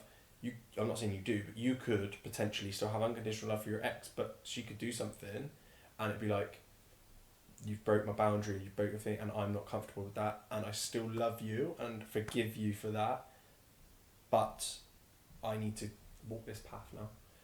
That's the difference. You don't still stop loving them and deep loving them, but it gets to a point, the precipice, the top of the mountain, where you go, no, I need to now walk down the other side, and we gotta go separate ways. Yeah, it all starts with yourself, doesn't it? Like, you have to love yourself and have those boundaries. If someone's disrespecting you and you've expressed that clear in communication and that still happens, the love for them is to say, then this boundary needs to be put in place, and that needs to be respected. That doesn't mean that it's like you're punishing them for it. You're actually giving them compassion, because a lot of the time when someone does something to hurt you, they don't want to be doing that. But if you keep giving them the opportunity to, by not creating a boundary, then they keep doing that. And they won't respect your other boundaries. Yeah, and like, this is where like compassion and love comes into it in regards to like non-attachment. Like, I experienced it with my mum a lot of times. Like, when we were working through a lot of our relationship, when there wasn't the ability to be honest with ourselves, then there needed to be space in our relationship. So then be able to then come back, we can reflect and then come back in with something. Because say, for example, if I'm trying to highlight something to someone and they're getting very defensive of it, because a lot of people do that. You say something that this action is having this, it's making me feel like this. Well, I'm a nice person, I don't do that kind of thing. This is the defensiveness. No, I don't do that. Okay, that's fine. Like, I'm just going to take a step back. When you're ready to come in and be honest, then I'll be there. And that's the compassion. That's the love. It's not saying that like I'm not going to love you. It's like if in an emergency, like even if there's that space there, that boundary, like you're still going to go and help them. Yeah. But you're just not allowing them to. The thing is it comes back into we were talking about meditation and space, like not only internal space but like space in relationships space. That sometimes it takes that space in relationships to bring more awareness into it. Like, if I'm close to you, if I'm really close to you and you're just reacting, where's that space for you to actually like be able to that's so true. Look at yourself? No, that's actually so true. So sometimes I just need to take a step back, I've experienced that. And then if I put that boundary there, then you can't come all the way to me. So then that creates that space in between us that can give. But that doesn't mean you don't love someone. No, exactly. This is where compassion comes in. But a lot of people could think that.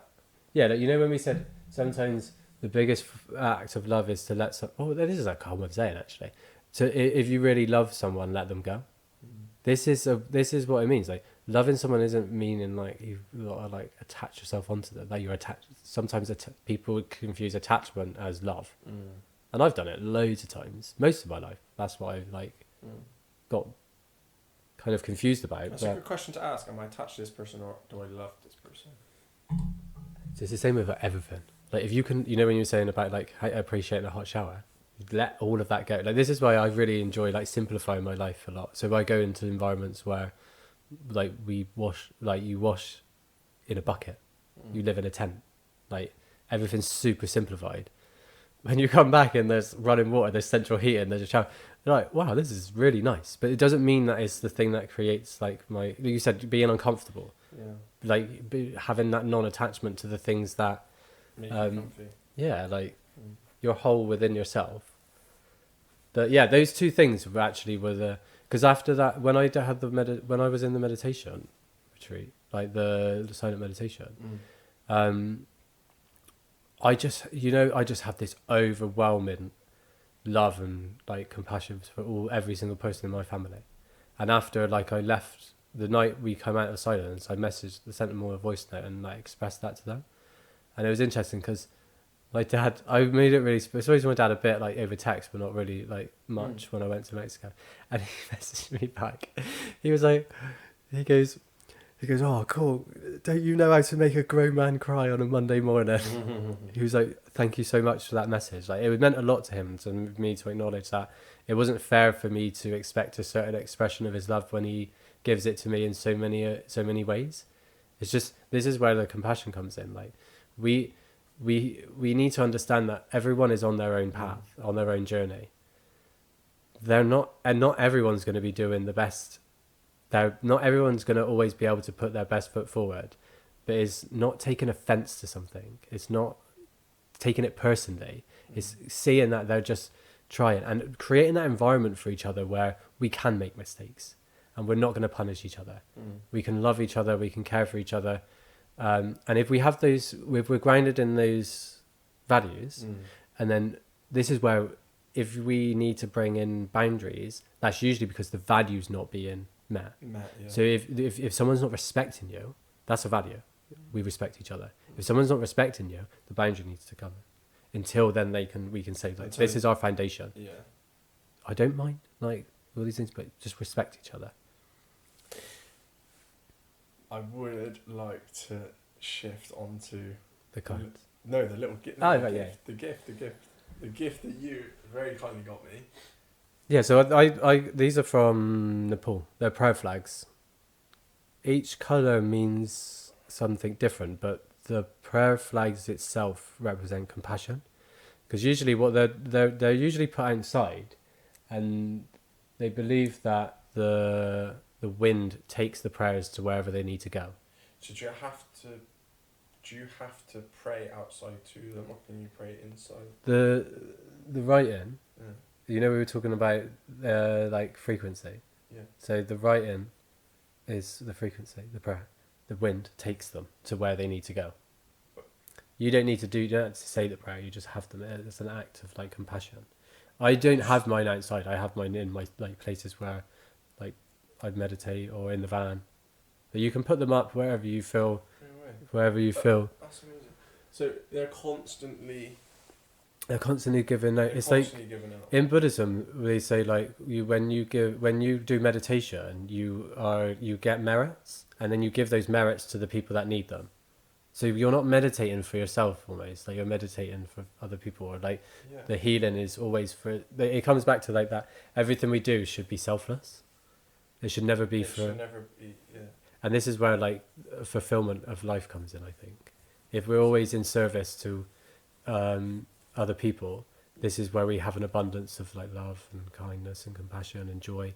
So put them in water, and it will just get rid of the crinkle. The crinkle. And then they'll just sit like that.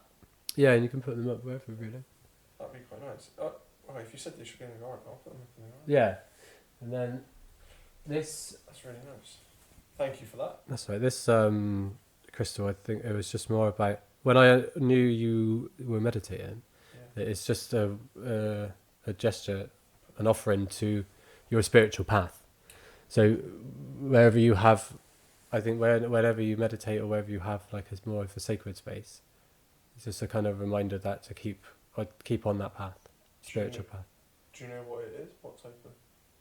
I can't remember. I never remember them. My brain doesn't retain names well, but I know the meaning. I do know that's like one of the main reasons. To be fair, you can always chat GPT. Yeah, they would tell you exactly what it means. Yeah, good old AI. Yeah, then these are just some incense from India. Amazing, thank you. What? All right. So you lit one of these right when we done our meditation, right? And what you mentioned that they were like sacred, or like they're really like they're good. The thing is, everything is done in offering. So if you think like when we sit down or in the morning, you want to offer something to God.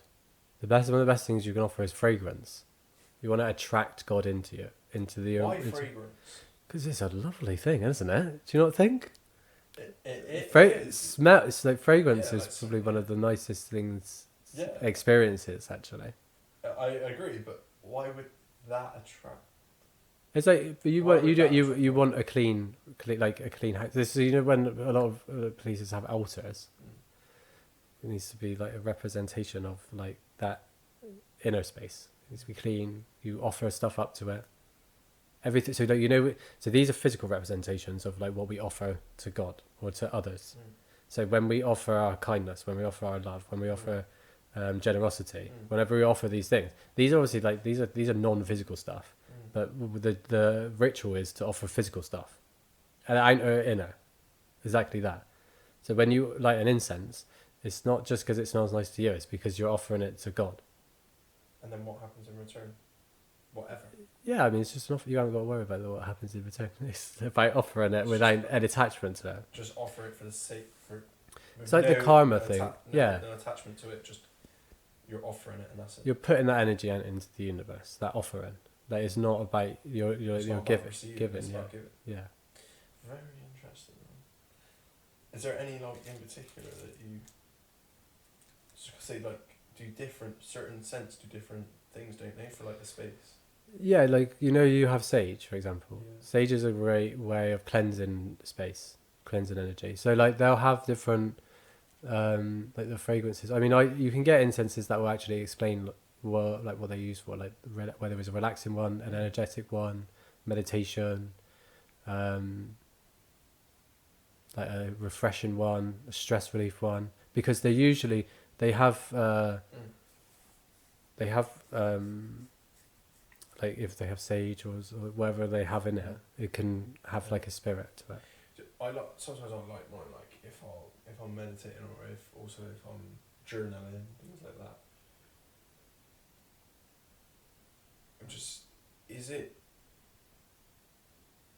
I don't understand, right, why does sage cleanse? Like, what is it about sage do you know what I mean? Actually, it's funny because people have been using sage to cleanse spaces energetically for thousands of years, I believe, and science actually has proven that it does cleanse bad bacterial energy in the room. That's mad, isn't it? That science is only just catching up with what a lot of these cultures understood thousands of years ago. So like when I was in Mexico, like if you went into a ceremonial space, before you entered into that sacred space or circle, you'd get smudged with sage. So it cleanses your aura. Is there any that are like really good for like manifestation? I'm not too sure. I mean, manifestation is more about you are in, say, for example, that's about taking something that is unmanifested and bringing it into this world. So it's like how you manifest something is a lot of the time when you're writing about it as it actually, like you're already, as if it's happened. I mean, people, I have a Do you different manifest? The thing is, I suppose I have in a way that I've manifested who I would like to be. Yeah. I don't manifest. I don't like the thought of manifesting physical stuff. Whereas I think why? Because it comes from a place of lack. No, it's just not like I always think. I think in my experiences, I wanting to be, like surrendering to like the process of like whatever happens. willing to turn up and serve authentically with all of myself. I obviously my vision of this retreat center is probably something that is going to have to manifest at some point, because this is something that I'm feel a very strong like calling for as service to others and like people's path, because it's not that for me it's not it's that retreat center is not about me. Do you see what I mean? Who's it about? Other people. I think yes, it's what I want to give. So, I mean, I try and manifest things. How would I try and? What's a good way to manifest? Visualization's a good way to like visualization, like the feeling of what it feels like to actually have that thing, or like you know when we say fake it till you make it, this is like manifestation in a way. Like you're like telling so you're training your subconscious. Like energy attracts energy, so everything that was already out there, you're just bringing it in. Have you watched The Matrix? Yeah, not properly then. I watched it last night. Did you? Yeah, for the first time, and it did make me trip out a little. I was like actually sat there thinking like, what is? I never sit and watch TV. It's the first. That's the longest I've sat and watched TV for months and months actually. And I thought, you know what? I thought because I was just like, it was my birthday. I was just thought, you know what? No, I'm not gonna work. I'm gonna just put on a film that I want to watch and chill for. I deserve that, and why not? And I watched it, and I thought it was really interesting that just the concept of it, because it was filmed in 1999, or it was come out in 19. And they're talking about. I find it interesting. They're talking about AI and things like that. Even then, I was like, well, when I was a kid, I didn't know nothing about that, and that wasn't a thing. So it was interesting to see that there was like manifestation, or like fate, for example, with Neo coming into play there, like in the sense of the Oracle told him that he wasn't the one, which made him the one. So his fate was always he is the one. Because the theme of it is to become awakened, isn't it? Like you become aware of the simulation. Yeah, but in a way, like manifestation almost was like, for them, like was they could just have or do kind of anything in a sense, like it all the barriers, the physical, like it all kind of just dropped, right? And that's kind of like manifestation in a way, is like you're almost like reprogramming the simulation almost, because you're like, actually I've already got the like when you're like, I've already got this, it's already mine, not I want it, or I would like it, it's, oh no, I already have it. And then that thing just comes, it will just then be there, almost like a reprogramming. But I don't know, like, I don't know how to do, like, I don't know, how would you do that? How would you do that? Do you know what I mean? How would you... Yeah, because you know when we were talking about like all these practices that we're doing, like it's about becoming aware that we live in a simulation or an illusion, that this isn't the real kind of world, really, like that everything we're experiencing is internal. We're just experiencing it through our senses. So if you think like what the Matrix is kind of saying is there's this simulation that happens, there's code to it.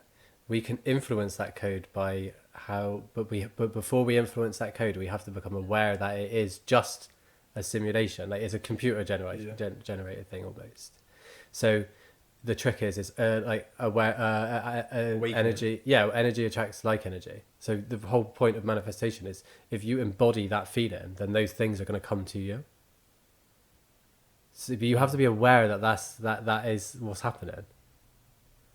You have to play. Like, do you not realize it's a game? Like this whole thing, really. Do you think we are in a bit like? Do you think this is a game? I see it like a game. I see it it's something to be playful with. Don't take life too seriously. Yeah. like, and that's what comes back into like you're not going to hit those highs and hit those lows if you to be playful with it. Mm. And the non-attachment to it, like like nice to have all these things, but does it really matter? No. When you lose attachment to it, usually everything comes to you. It's the same as like with like awakening, or like when if you so they say like if you want to become enlightened and you say you want to become enlightened and enlightened is something that you desire to be, you'll never get there. You have to go. Like it's always here, the present. Like this is what a lot of like when we simplify everything down, all of that purification of the mind and the body is just to be present. Do you think it's like rewritten? Do you think it's written then? There's a script. Like, Do you think your life is a script? Well, I think it's actually been shown that mathematically it's more possible that we're in a simulation and this has happened organically. So Well, yeah, I know that's enough. But what do you believe? yeah, I mean, regardless of whether it's a simulation or it's happened organically, we are still having this experience. But if we understand that we are conscious, so if you think if consciousness is or the organic thing that happened, that say this is an organic world that's happened within the universe, or there's a world that's happened organically, and they've created a computer system that has created a computer system that's created a computer system. The consciousness still permeates all of that. Like we're like avatars, and we're experiencing everything through our senses. Everything we experience in this world is internal, what we bring in.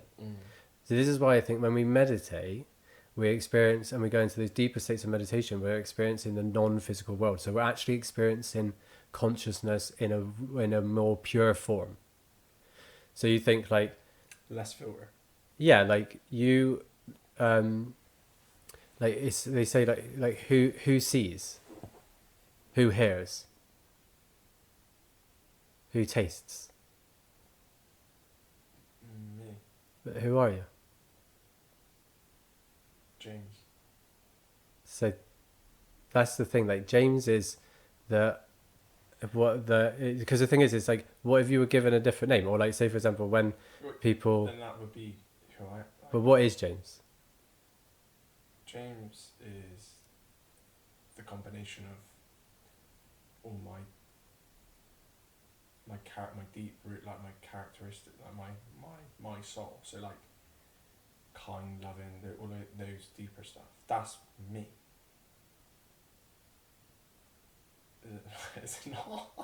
Why are you looking at me like it's not? Is it not? The thing is it not? I don't. Not obviously none of the materialistic things don't make us who we are. So I would say it's the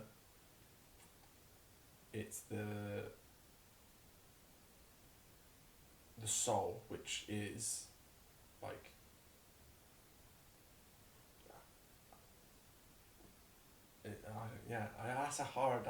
that's a deep question, man. Yeah, but that's the thing. Like when when we focus on the awareness, the presence, like in that space, you're not experiencing yourself as James. You can only experience yourself as James when you think about yourself in the past or the present or the future. Sorry. Who's Liam? Yeah, Liam is. This is the thing. Like as a construct, Liam, how people perceive Liam is just a combination of all the experiences that I've accumulated over my life. Yeah, but that's not who I am. Who are you?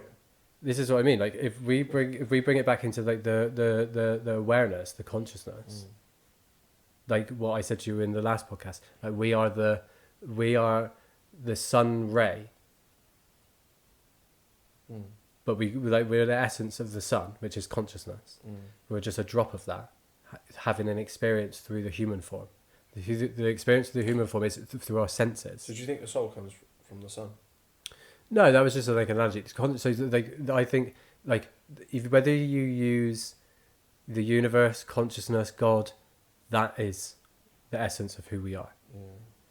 Now, when that drop comes into the body, the human form, all of our experience is through our senses. Now, if we had a different sense organ, we'd experience the world in a very different way. How do we have consciousness? through the brain, I assume. But like, Well, look, scientists think, but I think a lot of scientists believe that it's something that's like produced by the mind. But I think consciousness is, you know, when people say, they religion say God is in everything, like consciousness is all of it. Everything is it. It's just, you know, when we're talking about the manifestation and this, so in this world, God is in everything manifested. But how do we really perceive this world? through our own experience, so like through our eyes, our mind. Is that not Senses. is that not just us taking in information and then Yeah, the awareness it's is a programming. Yeah, so like our brain's trying to like process that, and then we experience it. yeah, so Through, like, chemical reaction. you can like I can touch my leg, but like consciousness is only experiencing that through the sensation. Through the feelings of your feelings. Yeah. It's not directly experiencing that, is it? That's why, like in meditation, when you're going into these like altered states of consciousness, you're experiencing consciousness in its more truer form. Why do it make me feel sick? Because it's quite a lot of energy to do it, like to deal with that. That's the thing. But It's mad. yeah, I think like these are real, like deep contemplative conversations that that it's only best kind of experienced and explored within yourself. Like I could sit here and talk about it all day, but that doesn't do anything for it. Like it's just kind of dancing around it. Like we experience we experience our truer form. So these are why like all of these tools, like if the end goal is that kind of realizing or awakening to we are the souls, we are God, like essence of God. Like that's the thing. If that's what all those things are really liberating us from, then of course this is a game. This isn't permanent. And if we keep coming back and we're basically just coming back round and going into like reincarnation to learn to evolve spiritually, then there's non-attachment. When there's non-attachment to this realm, then we don't get reincarnated back to it. But that can only come through like the purification of the mind, the body. So you are just that essence of the pure awareness, the consciousness. Like these are very you can't think about it. Yeah, it's hard to comprehend. Yeah. Like it's not something that you can logically think of, because the mind can't comprehend it. It's an experience. Your mind's always trying to like make sense of everything. That's why we have time, science, maths, things like that. We're always trying to, 1 + 1 = 2. We're always trying to like put logic to everything, and when there isn't logic or there isn't a clear-cut answer, we'll just kind of like breeze by it, or we'll try and not think about it, or we'll try and put our own logic onto it to make sense of it, rather than just go, it just is. That is it. Yeah, like with this thing with Adam and Eve, they ate from the tree of knowledge. Yeah, it's the apple. Was that an apple? The apple from the tree, yeah. Yeah, it's an apple from a tree, wasn't yeah. it? But that's like saying, so as soon as we started thinking, that was the sin. That was the thing. We took us away from the presence. It took us away from that. If you can't have presence when you think, so you can't think your way. You can't think about understand these things through thinking, through the mind. So what can you do? But this is what I mean. When when you say you bring yourself back to presence, like you're not thinking in that space. Like thought and presence can coexist simultaneously. It's like when you say you like if you're with your boy, like you need to be fully present with him, because your mind, your awareness can't be on two things at the same time. It'll just keep flickering between the two. But sometimes I'm not fully present because it does flicker, but like I always try and bring it back. The Power of Now, that book, that is exactly what they talk about. The power of now. Everything is in the now. The presence. That's what we want to be cultivating. But the mind will try and take your awareness away from it. But all of those practices are basically trying to get to a pure present awareness.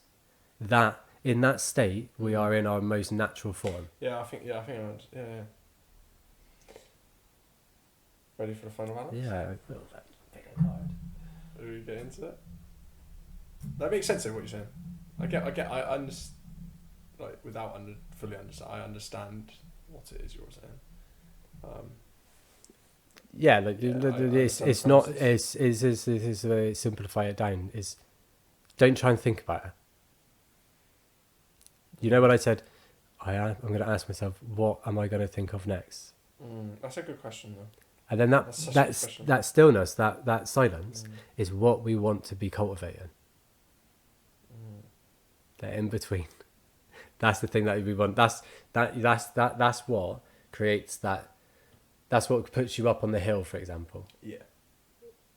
It's where it all is. Oh, is that the star? The moon. Is it the moon? Yeah. What does it represent? Let me have a look. Oh, the moon. You don't use them? No, I use the wildwood, so it's a bit What's different. that? It's more like it's more about like in tune with the seasonal, like seasons and like mythical woodland So creatures. You're not as much of a I don't know what it means. believer though on tarot. Yeah, You do believe in tarot. yeah. I just use a different deck. Oh, okay. Yeah, this is the Rider-Waite, isn't it? What is it? I'm pretty sure it's Rider-Waite. I don't know the exact name of it. It's basically the style of it, like the format of the card that you're on about. The moon represents without checking again because I'll just test myself. It's to do with it depends on interpretation, but I interpret it as always as like the unknown or letting things unfold. If that makes sense to you in your personal. Like surrender. Yeah, I'd say so. Yeah, yeah. Because if you think about the moon, you can never see the whole. You can never see all of it. There's always the dark side. And then it rotates. So it's about letting things. It also if you were to do a timing on it, then obviously it could be like a lunar cycle. So if you were to draw that on something in particular, a relationship, a financial, like something like that, it could be the lunar cycle. It could for a timing card. So ask what it means in this context, because the last on the last podcast it was quite obvious. The balance. We were talking about balance, and it was temperance, wasn't it? Oh, like, yeah. That was kind of like a big theme to that conversation. So it was quite obvious that card came up. But I'm intrigued to know what, in the context of this conversation, what the moon represents. Yeah.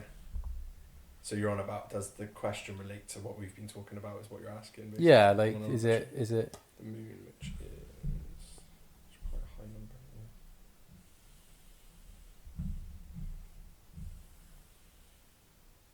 Yeah, I think it does, to be fair. It definitely does. And I was right with what I kind of said. So the question for the moon is, was something uncertain or unclear in your journey that still taught you something valuable? Very similar question to what I asked you about the journey when I said about very similar sort of question, to be fair. So it's actually quite interesting because when I was in Mexico the last time, the whole theme of that experience was to surrender to every experience, to allow whatever's meant to happen, without like any attachment into thinking, oh, I'm gonna get to this place after, or and that was this is gonna give. Yeah, I was. That was very unclear at the time. Like you were like, why have I got surrendered? Yeah, so I said like I was just moving into those experiences through that intuition. Whatever came out of those experiences were exactly what meant to happen, but I had no idea, and I wasn't allowing myself to project mental expectations around the outcome of it, for example, which is quite interesting because I'm going back to Mexico on Saturday, And it's a similar thing. Like if I'm moving into experiences, but the thing that will allow me to fully get everything out of it is to not expect a certain outcome. Whatever happens. Surrender to the experience. As long as you turn up fully, authentically, and grounded in your values, everything should happen exactly as it should do. That's fucking beautiful, mate. That's good, man. That relates to me. One piece of advice I'd like you to give me right before you finish is, obviously I journal. You said about writing in gratitude. You said 3, but it doesn't have to be. But just write in things that you're grateful for, right, in a journal. Is there anything else in particular, or like just for me, for somebody who journals, is there any piece of advice that you would give me to finish? However you journal is going to be unique to you, but just don't let your mind think about what it has to put down. Just let it flow out of you. And trust it, like you said, let go. Yeah, just let that thing flow. Like let whatever you're writing, write, and like be as vulnerable, as honest, and whatever whatever comes out on that page was meant to come out, and always finish with gratitude. Finish, not start. Yeah, finish with gratitude. I mean, for now, I always like every single journal entry is I'd say thank you.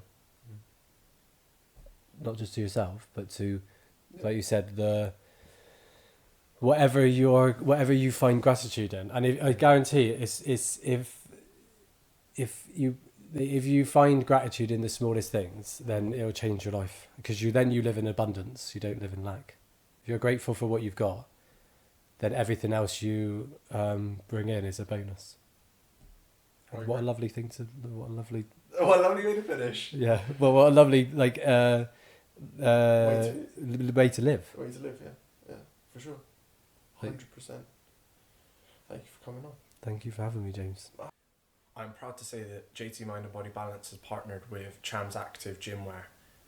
This gymwear is super comfy. I wouldn't be bringing it to you guys if it was not comfy at all, or if it wasn't any good. I only promote things that I believe in personally and have a real passion about, and gymwear, especially super comfy gymwear, is definitely a real passion of mine. I hate being in the gym and getting rubbing, or if you're a little bit itchy when you're hot and sweaty, it's horrible. Chams Active solves all them problems. It's super long lasting, it's really, really comfy. They do male and female gymwear, and there's a real wide range of products that they sell, and I would totally recommend it to anybody.